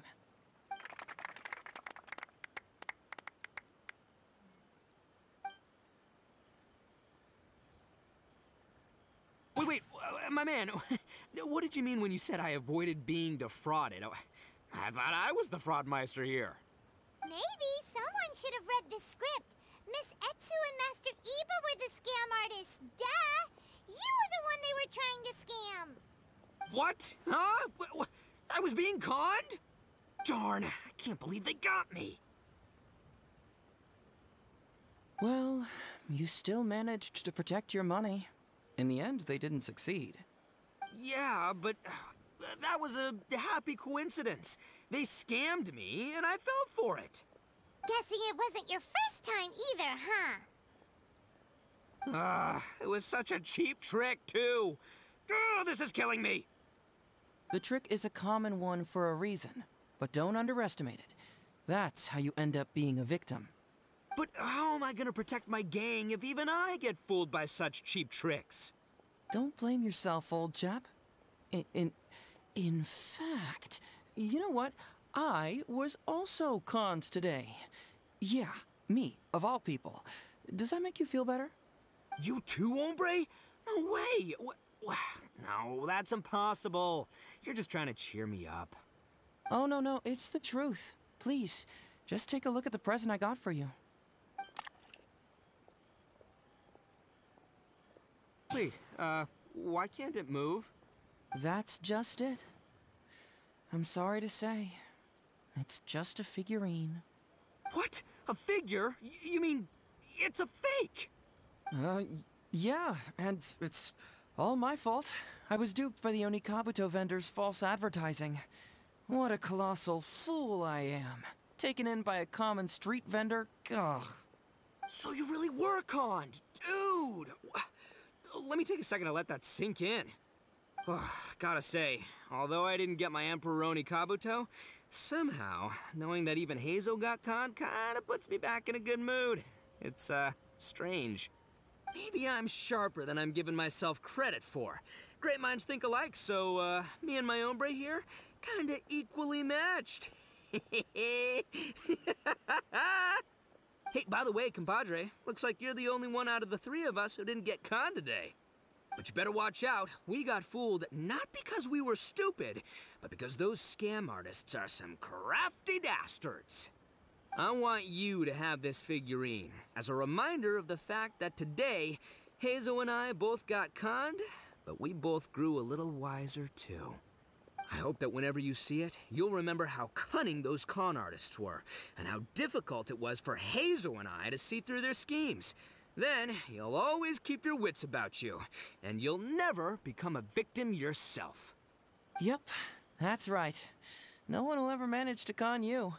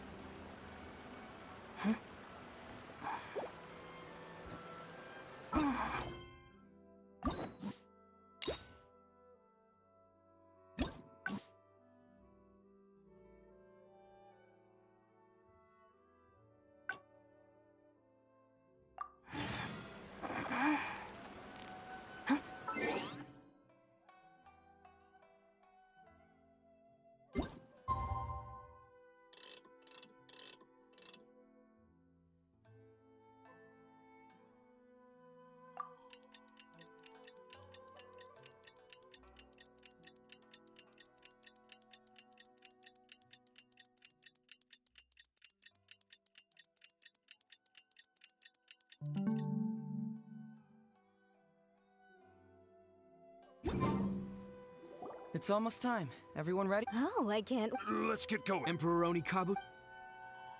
It takes years to make a... Okay.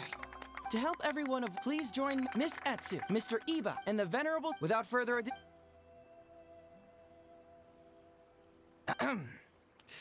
It was just an... Doshin Arataki! Doshin? Yes! Oh, so Ma'am! I don't know. It was too late when I found out. They took all... Doshin Arataki... I am... It's the almighty so... Well, I sure... Well, then... Before I could go out... Doshin Arataki... I am Miss... It's Miss Hina. You're right, Gramps. Is 300,000 more... It's a scam, Doshin Arataki! Oh, right, yeah, no, yeah, because... He's... Well, anyway... Doshin Arataki... I am... Must be a scam... Wait a minute. Doshin Arataki... What kind of whack... So... Nope, no way, not a chance. Arataki Ito wouldn't... But just as Doshin... Miss Etsu, don't you... Even if you do... Onikabuto? Oh, well, we recently received an order that was too big for our current capacity. We were planning to expand Grandpa's facilities, but then we were... Man, what's that? Etsu, my dear... But then somewhere. Please help us. Grandpa's business. I won't hear of it. I was going. Oh, so that's what you were, yeah. No, it's not as intense. Because if it's more than 10,000. What? 10? Please help us. 10,000. Doshin Arataki. Missetsu, don't you worry. I'm gonna. But 10,000 as a Doshin of. That's great news. The question. Huh. Yo, hey. Suddenly. Whoa, check it out! A check! Missetsu, get this. Thank you so much. Doshin Arataki. All he needs to do. Master Arataki. Wait. Doshin Arataki. So. Huh? A spark of intu. Since this is. Is he about to. I got it. This is it. Does a Doshin really get paid this much? 500,000 more? I don't know. See. Traveler. Aha! Etsu and Iba! So that's what's going on here. You two are the scam artists. You put on this damsel in distress and elderly grandpa act to win my sympathy, then used a few cheap tricks to get my attention. Then you dangled the bait in front of me, waiting for me to bite. Darn it! I knew it! Who in their right mind would give away Onikabuto for free, let alone 10,000 of them? It's too good to be true, and that's how I know you're the scam artists. You got a lot of nerve trying to scam a Doshin. You're coming with me, and you'll give a full confession if you know what's good for you. Finally, with the help of his intuition and a little guidance from beyond the void, Doshin Arataki successfully avoided being defrauded. Not only that, but he asked a critical question. Who in their right mind would give away Onikabuto for free? I ask you all, is there such a thing as free Onikabuto? Free Mora? Or does nothing in life come for free? All right, remember, it takes years to make a fortune, but only a moment to lose it all to a scam artist. Thank you once again for watching Heizou Talks Fraud. Stay alert, everybody, and see you again next time.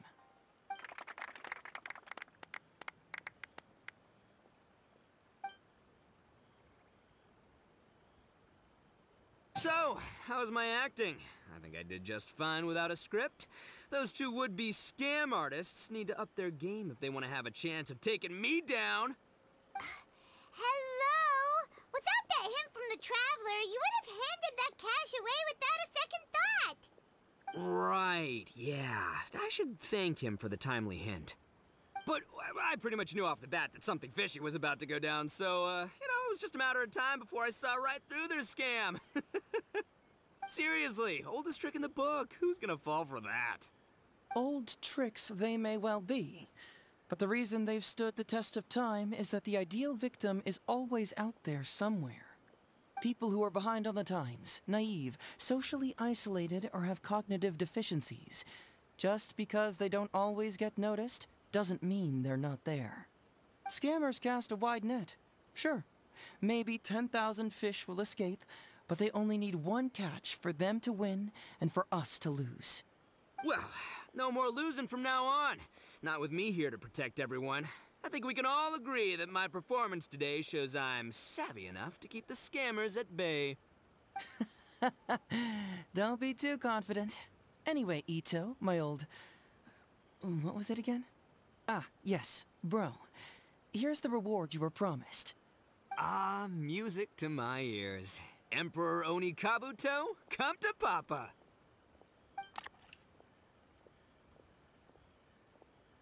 Whoa! Look at those sharp horns and those beautiful stripes. Well, hold on. Heizou, my hombre, why won't it move? Hey, bud, move! Oh no, I think this one might have, joined the big beetle battle in the sky. It's a figurine, so not the moving kind. What? A figure? So, it's a fake? Man alive, you seem a little surprised. Wait, you didn't actually think this was a real Onikabuto, did you? No, surely not. Ito, old chap, you must have seen from the photograph that it was a figurine. Don't tell me you didn't notice. Really? You little punk! Give me my Emperor Onikabuto now!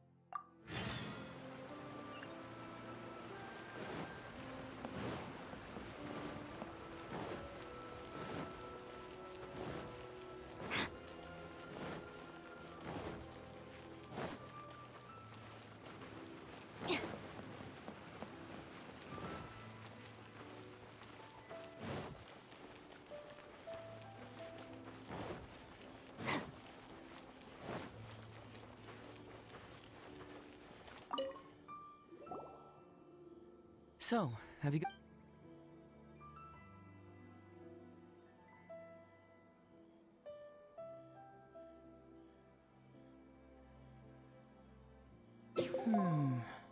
I'm afraid this won't be an easy task.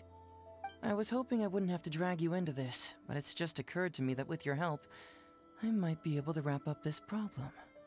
Alright then, tell us about the complaint letter. It's from Sango, the president of Bantan Sango Detective Agency. I assume you've met her before? You can say that. Sango's complaint letter accuses me of abusing my power for personal gain and blatantly concealing the truth behind the Ryuji case from years ago. Seriously, do I really seem like the type of person who'd do that? Concealing the truth? That definitely sounds like something you would do. Hey, don't judge a book by its cover, alright? Let's just go to the detective agency and talk to Sango. We'll need to speak with her to get to the bottom of this.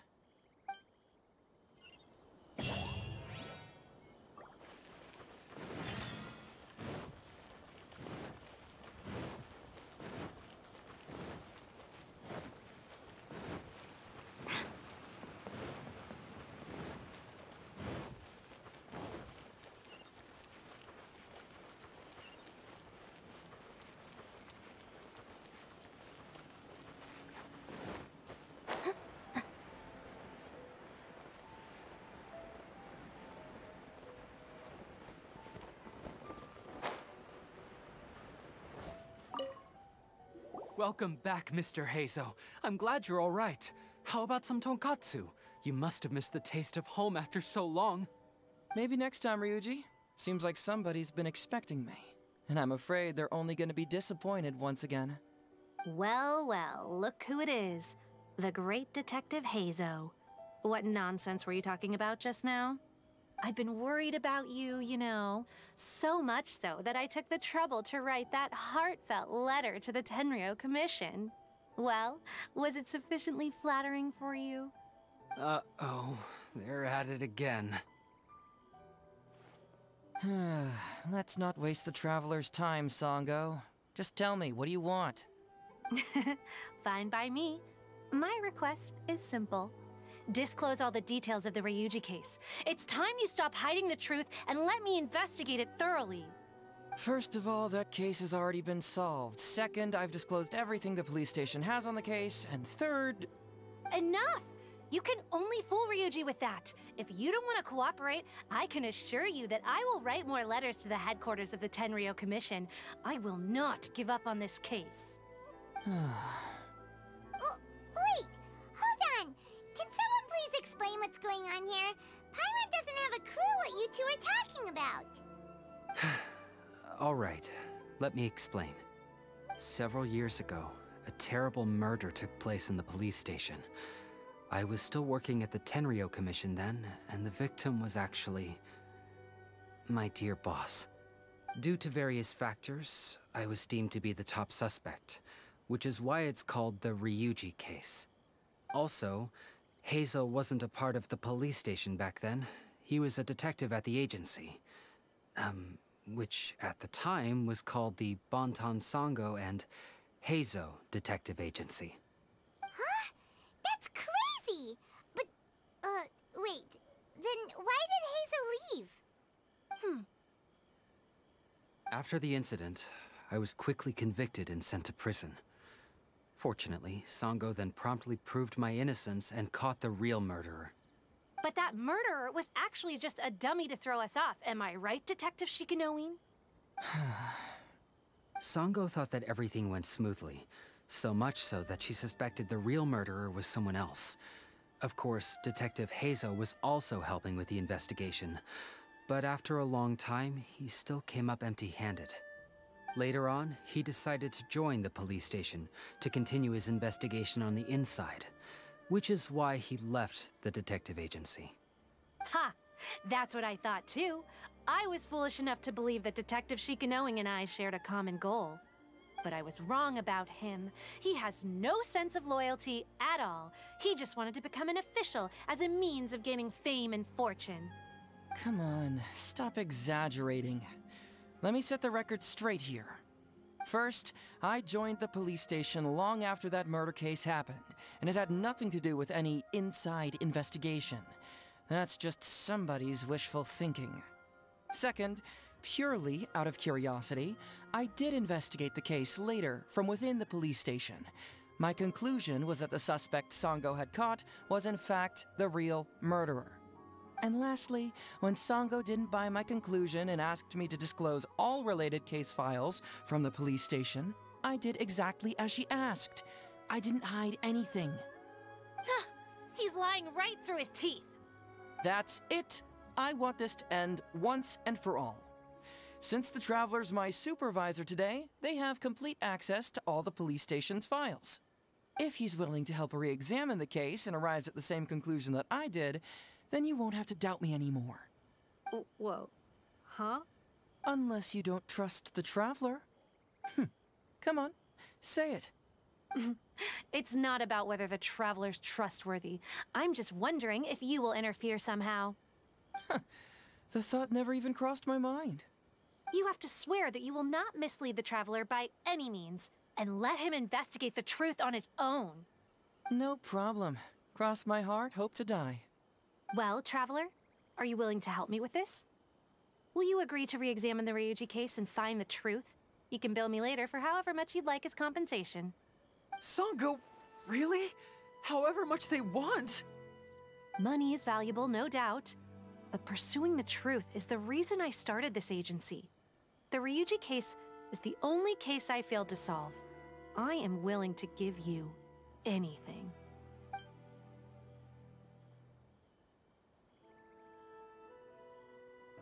All right, I'm counting on you, Traveler.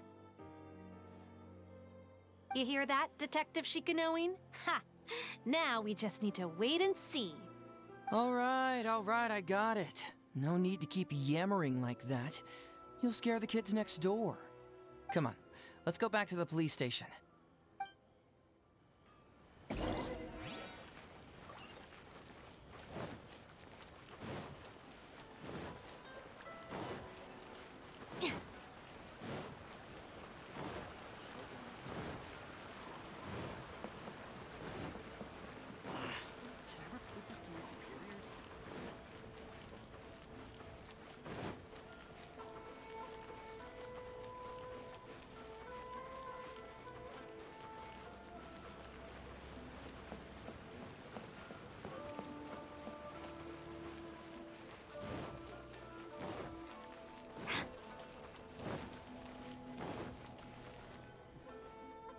All right, hang out here for a sec. I need to go to the archives to get the case files. For now, why don't you go and chat with Yoriki Owada over there? He worked on this case too back in the day. No, you misunderstand. It's not that I want you to look into this. It's just that you're the only one who can. You're the only one I can think of who Sango would ever believe. She trusts in both your qualities and abilities, so I hope your findings can finally convince her and put an end to this whole thing. Sure, she's just writing complaint letters for now, but who knows what she will do in the future. All right, I'll go get those case files. You go ahead and talk to Yoriki Owada for a while.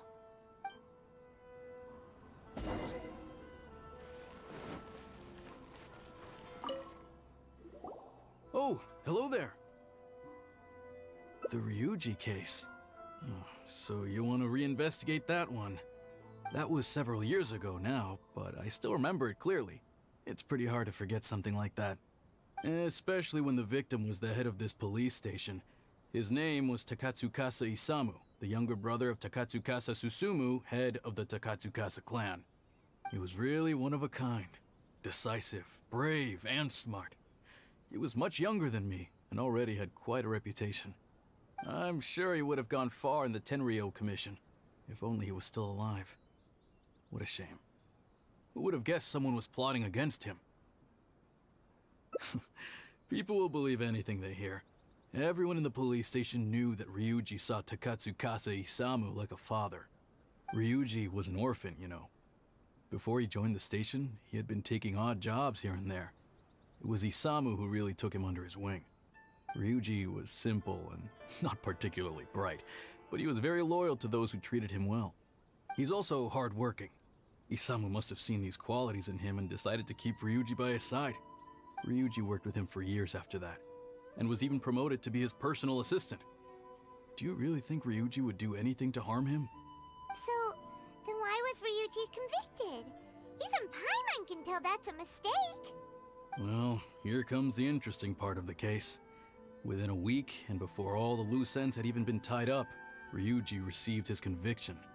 Moreover, it was signed by Madame Kujo-Sara. What? Why would Sara do something like that? I'm getting older now, and my eyesight is poor. I can't see too clearly anymore. Hey, come on, Yoriki Owada, there's nothing to see. It's obvious that the Kujo clan did it. You can't just go around saying things like that, Wisuki. Those were just hearsay. There was no evidence. That's not true. Traveler, you may be unaware that the Takatsukasa clan has always been assisting the Kujo clan in the Tenryou Commission. But who doesn't want to be the boss, right? And Takatsukasa Isamu was the key figure for the Takatsukasa clan to bring down the Kujo clan. At that time, no one was held in higher regard than Isamu. So, naturally, the Kujo clan saw him as a potential threat. Kujo Takayuki must have been planning it all along, that rascal. Takayuki is able to control the Takatsukasa clan as long as he's in power. But by the time he retires, Isamu would have been at the apex of his political power, while Masahito and Kamaji of the Kujo clan would still have been too young. The two of them wouldn't stand a chance against Isamu. You think Kujo Takayuki would simply sit back while Isamu gained traction? So he decided to strike first. You youngsters and your conspiracy theories. No, it's true. It's the only way to explain it. Otherwise, why would an impartial person like Madame Kujo-Sara sign Ryuji's conviction so quickly? They had to find a scapegoat to pacify the Takatsukasa clan, so Kujo Takayuki must have told her to sign it immediately. I'm not accusing Madame Kujo-Sara of anything, mind you. I respect her very much, but maybe she had no other choice. What do you know? I'm sure Madame Kujo-Sara must have had her own reasons. The guy was a forensic expert who worked in the station named Shiroyama. I have to admit, he wasn't easy to track down. That Sango really is something, though. She caught him without even breaking a sweat. It turned out that after poisoning Isamu, Shiroyama secretly took the poison to Ryuji's place in order to frame him. Later on, the poison was also found in the forensic office, but that was already after Shiroyama's death. He confessed everything in a testament. That's right. He hung himself in the forensic office not long after Sango was on his trail. Probably because he knew it was only a matter of time before he would be caught. Of course, he didn't admit whether he had been prompted by Kujo Takayuki. He took the responsibility alone. I bet Kujo Takayuki promised him a sizable compensation. After all, Shiroyama had a family to feed. There you go again, pulling conclusions out of thin air. There wasn't any evidence of that at all. Listen, I can almost guarantee that it was the Takatsukasa clan who invited Sango to investigate. We all knew that Ryuji was just a scapegoat. You think the Takatsukasa clan wouldn't figure that out? They're not stupid. So, they were suspicious of the Kujo clan and invited Sango to take the case. However, the Kujo clan were still a step ahead and were able to remove themselves from the situation before the whole thing blew up. They drove Shiroyama to take all the blame as well as his own life. A perfectly clean cut for the Kujo clan. With Shiroyama dead, there was no one left to testify. Even the Electro Archon herself wouldn't be able to do anything. You make up stuff faster than a politician. It's a wonder nobody's asked you to be an advisor yet. Hey, that's their loss. The whole thing is starting to sound complicated. Hey, I brought the files. I bet you got quite an earful just now, huh? But don't believe everything they say. After all, people can tell you anything, and it's hard to separate truth from rumors without facts. So what really matters is the case files. Everything laid out here is all that the police station has about the case. Please, take a look. Remember, you may find many clues during an investigation, but not all of them are useful. And in some cases, the clues you will find will not only be useless, but downright misleading. Also, if a clue cannot corroborate anything on its own, you can always compare it with other clues, and maybe then you'll find what you're looking for. Okay, that should just about do it. I'm looking forward to your results. Hold on. What actually counts as a result? Usually, you need to find two things from these clues: a proven motive and proven means. Once you can confirm these two things, the criminal can be proven guilty. All right, you can go ahead and get started now. I look forward to hearing your verdict.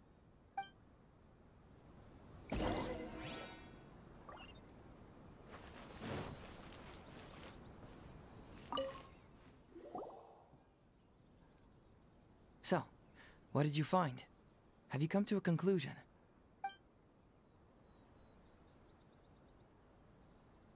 Sure. Let me know once you've made...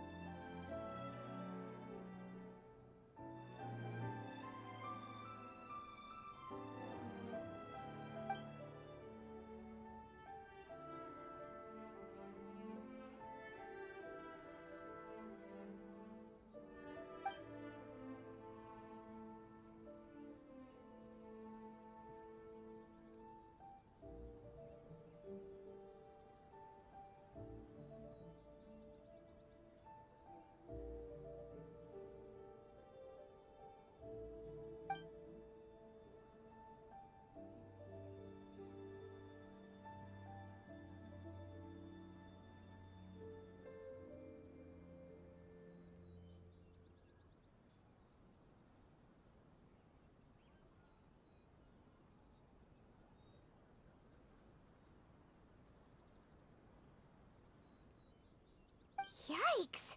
He ate all kinds of stuff.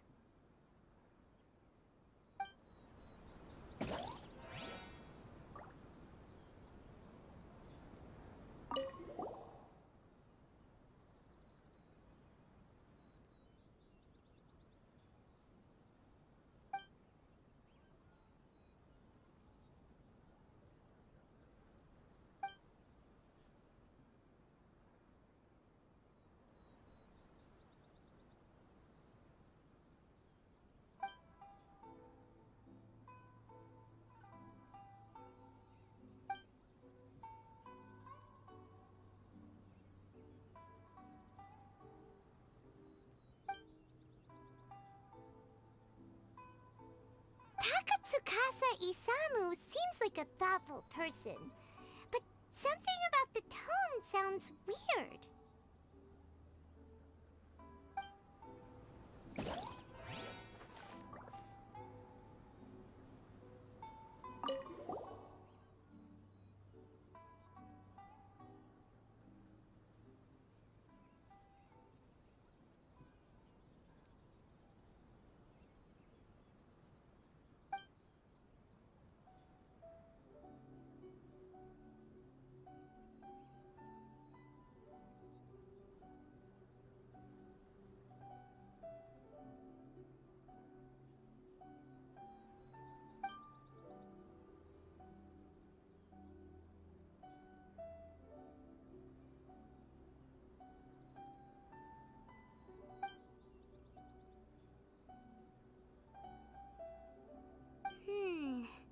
Come to think of it, Shiroyama was a forensic doctor.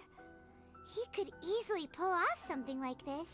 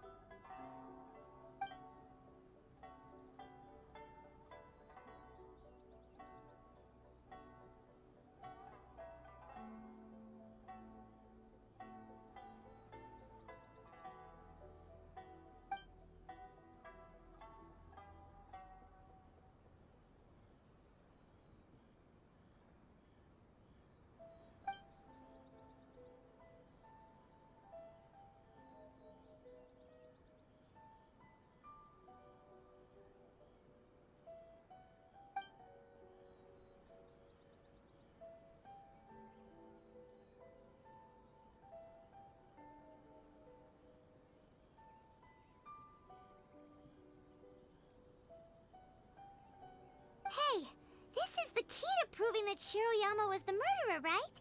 That is, if he was telling the truth, of course.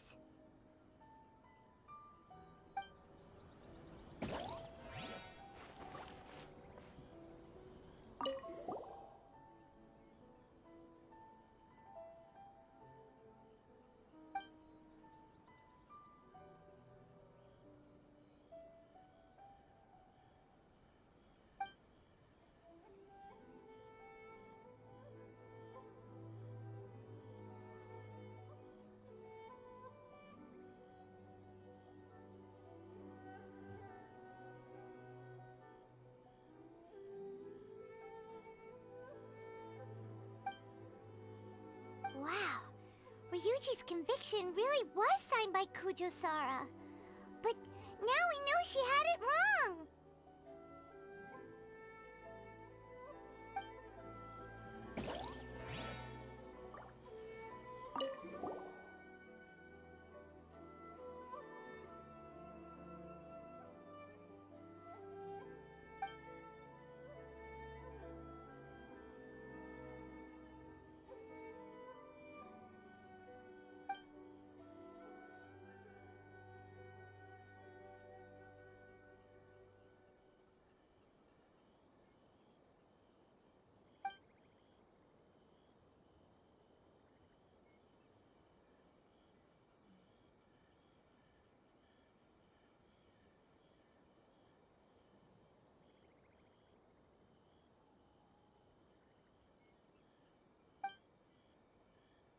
Huh. So Shiroyama's conviction was also signed by Kujo-Sara, just like Ryuji's.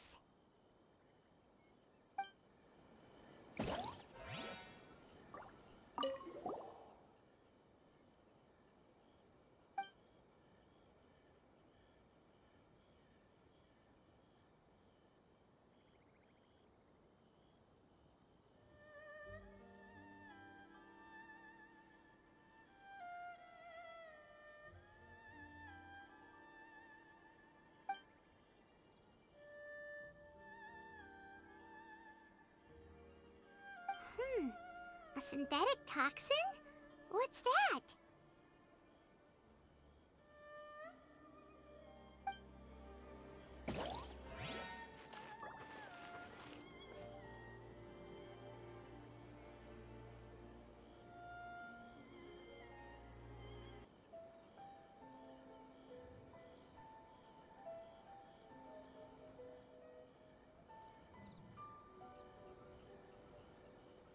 The criteria for certificate exams are straightforward enough. What it really...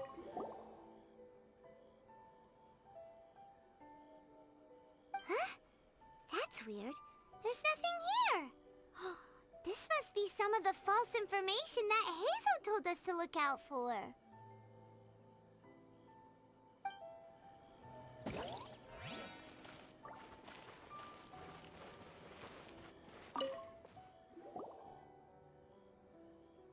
So, what did you find? Have you come to a conclusion?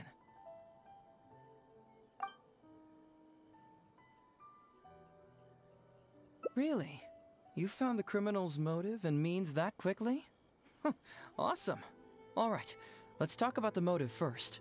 What clue reveals the criminal's motive?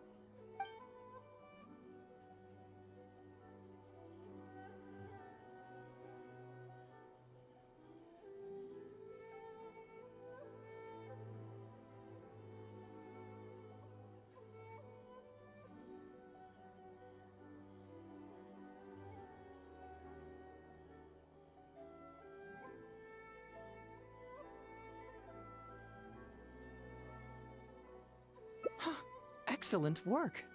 According to the victim's message, the two had deep conflicts. Although we cannot confirm whether the poison had been requested by the victim or not, it is true that Isamu used Shiroyama's family to blackmail him. Such circumstances could be enough motive for Shiroyama to commit the crime. But wasn't Takatsukasa Isamu good to Shiroyama? He even went to Shiroyama's house to bring health supplements. But maybe he didn't really bring health supplements. Maybe it was something bad. Is that what you think, Paimon? Well, we later found out that what Takatsukasa Isamu sent to Shiroyama's house was indeed health supplements. But if you consider the circumstances, what he sent wasn't important. What was important is that sending the supplements was actually a dangerous signal. Isamu was essentially implying, I can put anything in your wife's supplements at any time. If you really care about her safety, then get me what I want. So scary! Your assumption sounds like a real threat. You're not really that dark inside, are you? You don't really catch criminals by standing in the light, do you? Basically, these two clues work to verify each other, and the murderer's motive is confirmed. Now, all that's left is the means of the crime.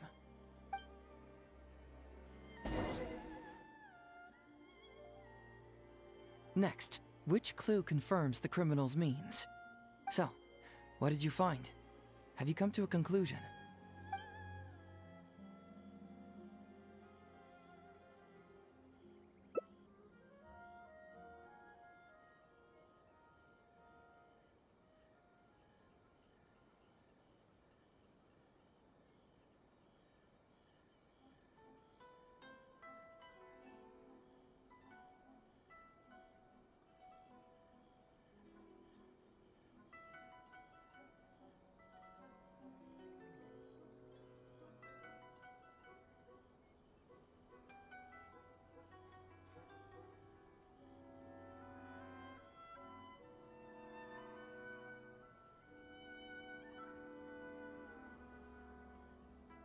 Bingo! The autopsy report confirms that the cause of death was a special toxin. The testament indicates that Shiroyama used his position as a forensic expert to mix the toxin into the cold medicine taken by the deceased. But is that really the truth? Is it not possible that the toxin was mixed into the fish liver paste? Well, according to the toxicology report, this white powder only dissolves in water.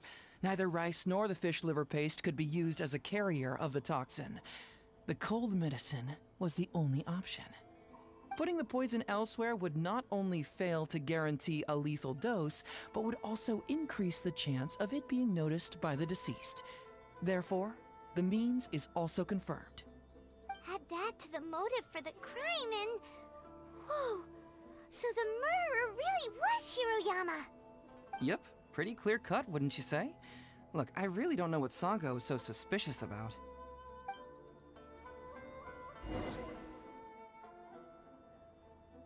Yeah, it's pretty clear cut.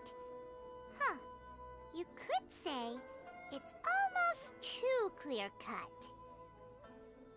Oh? Well, let's hear them. Maybe I have answers. What's bugging you?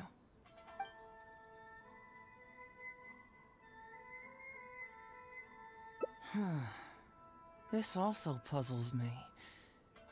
Maybe someone doesn't want us being privy to the contents inside, or maybe Shiroyama tore a bunch of pages out by accident. But regardless, this isn't essential to the case. Like I said before, a lot of what comes up in an investigation is irrelevant information. The crucial elements are Shiroyama's motive and means, which we have established.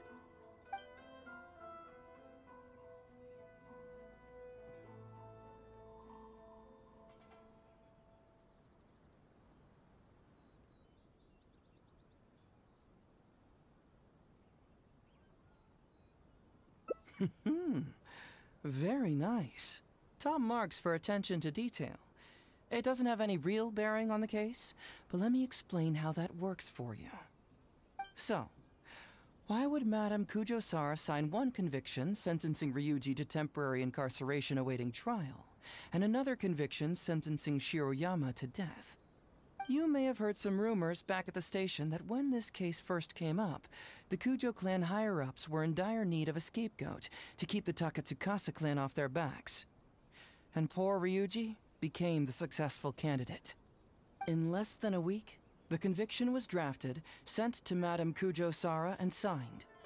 Allegedly, she knew what it was about as soon as she saw it, and signed it with no questions asked. But anyone who buys this story clearly doesn't know that much about Madame Kujo-Sara. She's the most principled person in the entire Tenryo Commission, for goodness sake. So, how would she respond to a case filled with unanswered questions and no confession from the suspect? Oh, you mean... Exactly. Before she signed it, she changed Ryuji's conviction from the death sentence to temporary incarceration. Ryuji escaped a disastrous fate without ever realizing it. Had Madame Kujo-Sara not changed his sentence, Sanga would have been seeking justice for a dead man. Why was Sara so lenient with Ryuji? That's the wrong question. This wasn't about Ryuji, but Madame Kujo-Sara's principles. The conviction could have been for a Ryuji, a Guji, heck, even a Tanuki, and she would have made the same decision. Given the enormous pressure she was under at the time, I'd say she did the most she could. Don't you think? Pressure? Really? Was someone higher up putting pressure on Sara? The pressure came from all sides. The deceased was the leader of the police station and the rising star of the Takatsukasa clan. All eyes were on this case.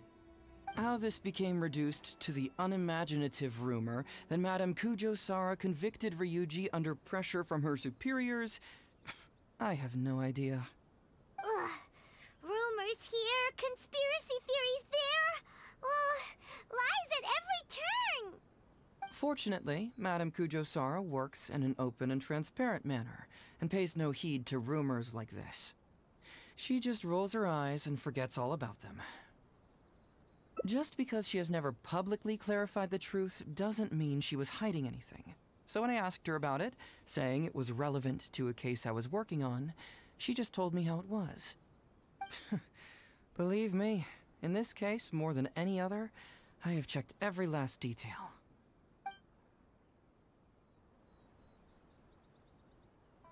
Maybe the report was wrong.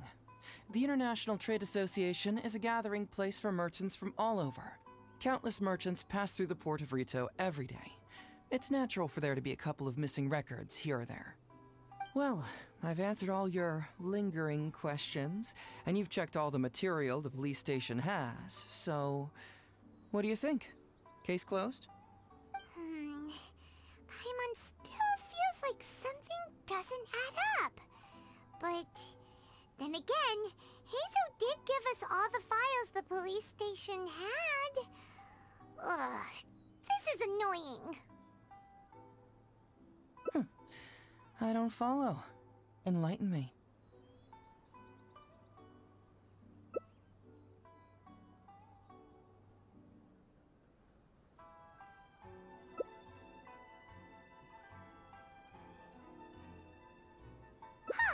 Right! Why do you keep emphasizing police station every single time? You tell me. Why do I keep emphasizing police station every time?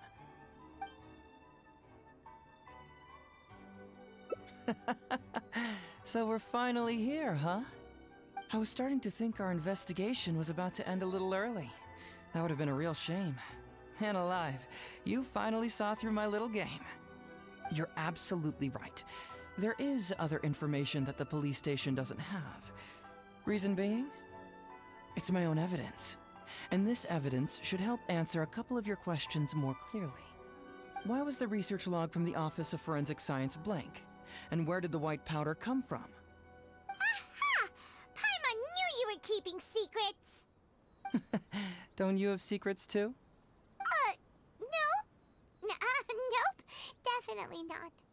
Let's talk somewhere else. This isn't the best place for this discussion.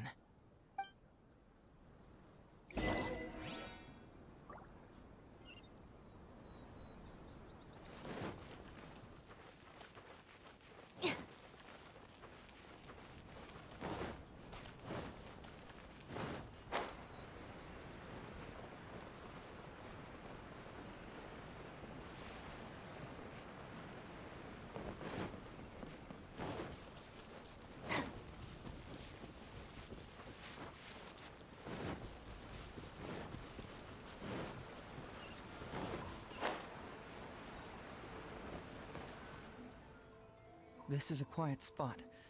Let's talk here. All right. Here's the secret I've been keeping all along. The torn out pages from the research log of the Office of Forensic Science. Great! But Paimon can't believe you kept this a secret all this time! It's not like you think. I wasn't the one who tore out the pages. Look, just read it over first.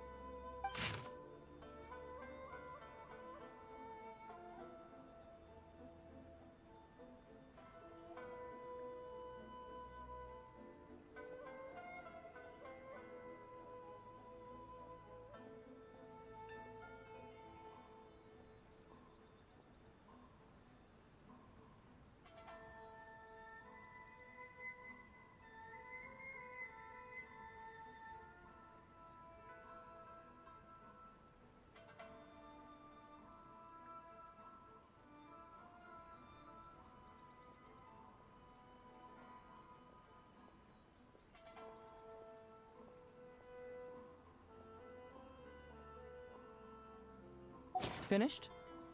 Do you see now? The method used by the perpetrator to commit his crime wasn't by putting the white powder in the cold medicine.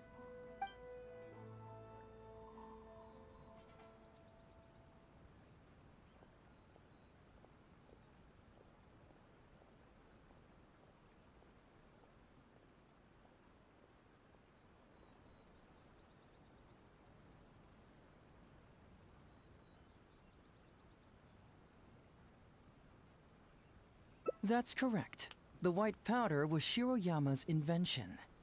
As a forensic doctor, he provided a special cold medicine for Takatsukasa Isamu. The autopsy report showed that this medicine contained a high volume of acidic fruit and vegetable extracts. Then, he tricked Ryuji into sending fish liver paste to Takatsukasa Isamu. When the two substances were taken together, a toxic dose of the substance formed in his body. This is the real modus operandi. Oh, that's awful! One was medicine, and the other was an expensive nutritional supplement. Both completely harmless. True, both are harmless on their own, but when combined, poof, that's it. It was not him who wanted to hide it, but the person pulling the strings behind him. Huh. You mean there was someone else pulling the strings? Aren't you curious where I found these pages from the research log? It was in Kujo Takayuki's secret warehouse. After I found the missing pages, I did some digging around and found out that Shiroyama had worked for Kujo Takayuki before joining the police station. The Kujo clan secretly provided Shiroyama with funds to study forensic science. I guess you could say that Kujo Takayuki's investment paid dividends in this case. Of course, I had only learned all of this after the Vision Hunt decree came to an end. Kujo Takayuki had lost his grip on power, and the Tenryou Commission was undergoing a general reshuffle. To avoid coming under suspicion, Madame Kujo Sara put me in charge of building a case against Kujo Takayuki. I found a huge stash of fish liver paste in a secret warehouse. Nothing hugely incriminating about that, of course, but I still took the trouble to open each and every package until finally, I had to concede that this really was just a huge stash of fish liver paste. But then, underneath the floor tiles, where the fish liver paste was stacked, I found a secret compartment with this torn-off research report lying inside. So it was him who wanted to frame Ryuji all along. What a nasty piece of work. Let's review the whole case from the top. First, Takatsukasa Isamu, for whatever reason, noticed Shiroyama's talent as a forensic doctor and asked him to develop a special poison on his behalf. But Shiroyama was already working for the Kujo clan, so he refused. Takatsukasa Isamu wasn't about to take no for an answer, and that's where things took a dark turn. He twisted Shiroyama's arm by making a veiled threat to harm his family. All Shiroyama could do was to secretly report everything to Kujo Takayuki. When Takayuki learned what was happening, he instructed Shiroyama to pretend to cooperate with Takatsukasa Isamu, then kill the latter with the white powder once it was fully developed. Meanwhile, Ryuji's only role in this case was to deliver the fish liver paste to Takatsukasa Isamu on Shiroyama's orders, completely unaware of the fact that he was being used as a pawn and that this was a key ingredient needed to create the poison. After the incident, Kujo Takayuki hoped to make Ryuji the fall guy, until the death sentence was stalled when it reached Madame Kujo Sara. In the meantime, Sango had begun her own investigation. Kujo Takayuki grew nervous that the truth would get out, so he threw Shiroyama to the wolves, hounding him to death and erasing all traces of contact between the two. And yet, he wanted to keep this secret formula, so he hid it. Greedy guy, that Takayuki. He must have wanted to have it on hand just in case he needed to employ it again in the future and make someone else disappear. This Kujo Takayuki is an evil lunatic.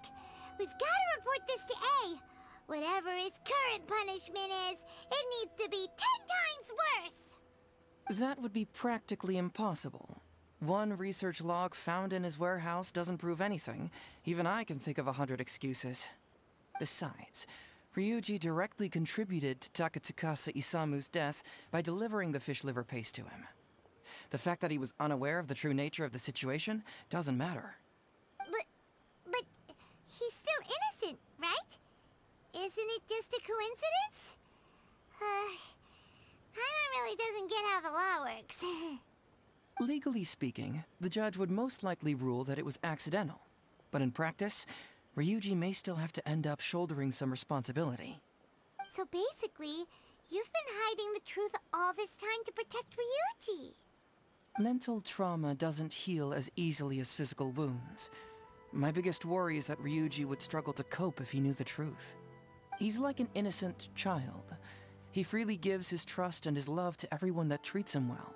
That's why he thought of Takatsukasa Isamu as a father figure.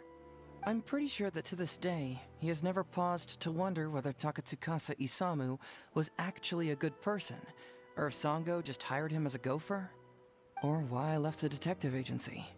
If he found out the facts about Takatsukasa Isamu, I'm afraid it would crush him. Well, as you can see, I'm a little less confident than people might think. To prevent Ryuji from getting hurt, I covered up the truth. But by doing so, have I held him back? Did I do the right thing? I couldn't turn to anyone for help, and everyone around me thinks I'm so smart that I should just be able to handle every case on my own.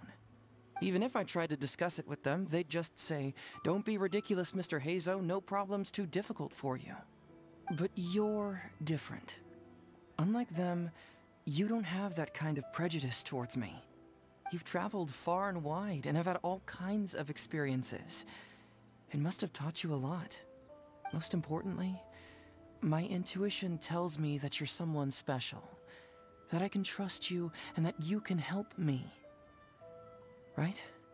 So, I'd like you to be the one to decide whether we should expose the truth or not. Oh, you don't need to tell me what you decide, and you certainly don't need to decide right now. let's just say I'm leaving this teensy tiny matter up to you. All right, let's head back to the detective agency. You can mull it over on the way. Once you've made up your mind, just tell Ryuji and Sango your verdict.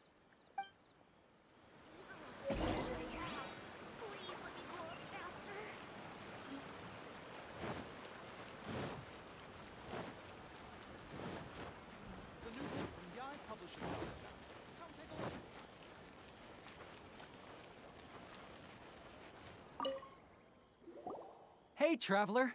Hey, Detective Heizou. You're back already, huh? I bet you're tired. Well, I just bought some tonkatsu.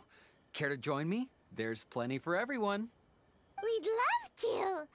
But wouldn't you like to hear the results of our investigation first? No matter what you were able to find, it's all in the past and won't ever change. So I think we'd better chow down first. Besides, if Sango's not happy with the results, we might not have anything to eat later. Come on, Ryuji, pipe down. Let's hear the Traveler's conclusion first. Okay then. Over to you, Heizou and Traveler. Don't worry, just tell us your findings. Everyone trusts you, as do I.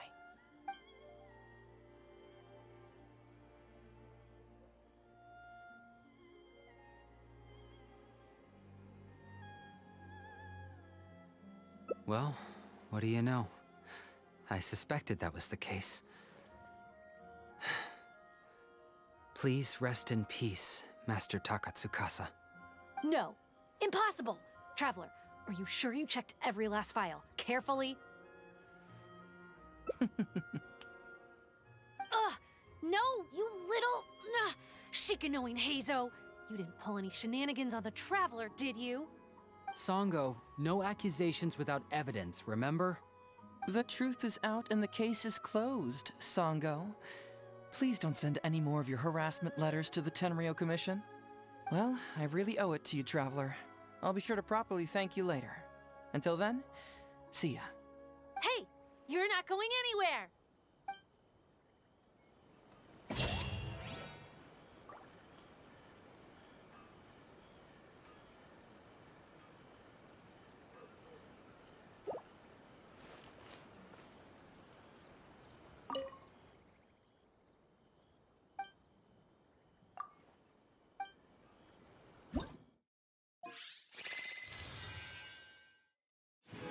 Please speak to President Song. I'm just a helper.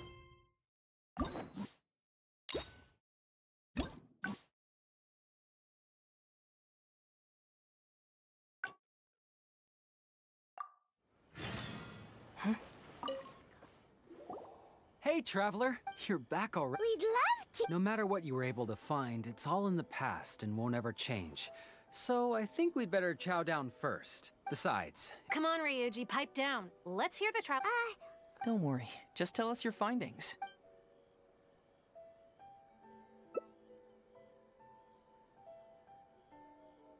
But how?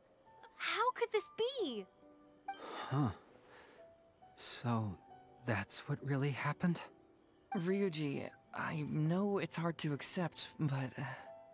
Wait a minute. Sorry, I have quite the stomachache. Sango, can I take the day off? Sure, of course. Take the week if you need it. Oh, Paimon hopes Ryuji will be okay.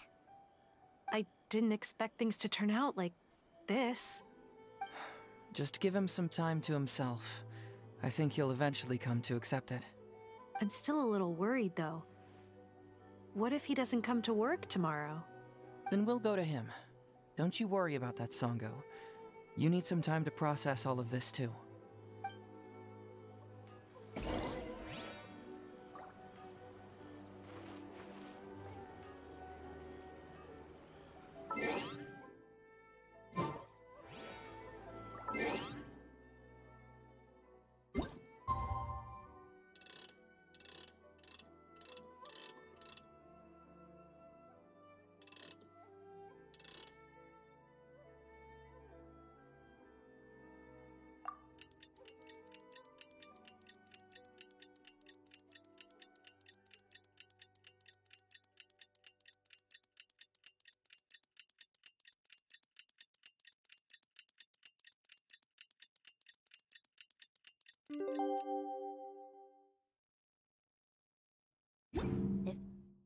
Arataki gang stirs up any trouble, I'll drag out. Ah, you're here. Don't worry, Ryuji came earlier this morning. I guess he can handle a lot more than I had thought. I was honestly worried he'd suffer a breakdown. But as of today, it seems he'll be fine. He went over to Natsuke Nogen Crafts to buy something. Let's go find him then. Shall we? Before you go, Heizou, I kind of understand now what you meant when you left. Oh, really? I'm happy to hear you say that. All right, time to find Ryuji.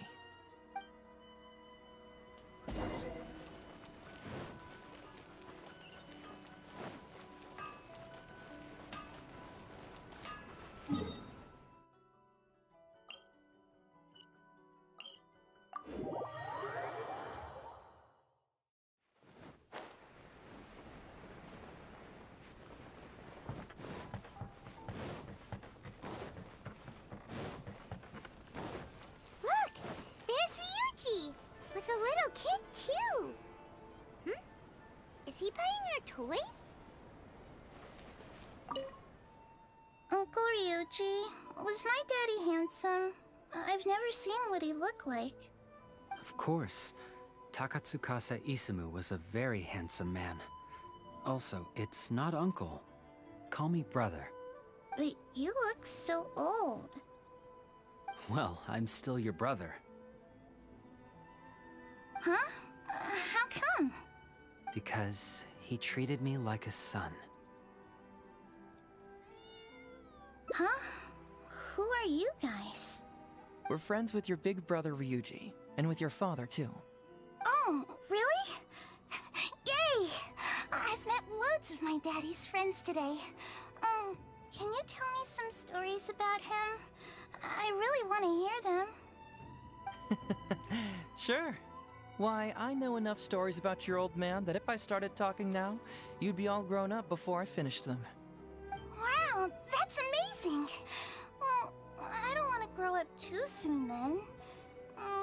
Maybe when I'm 100. No, 200 years old. No, 300 years old. Yep, I'm gonna wait until I'm 300 years old before I become a grown-up, so that I can make sure I finish all the stories first.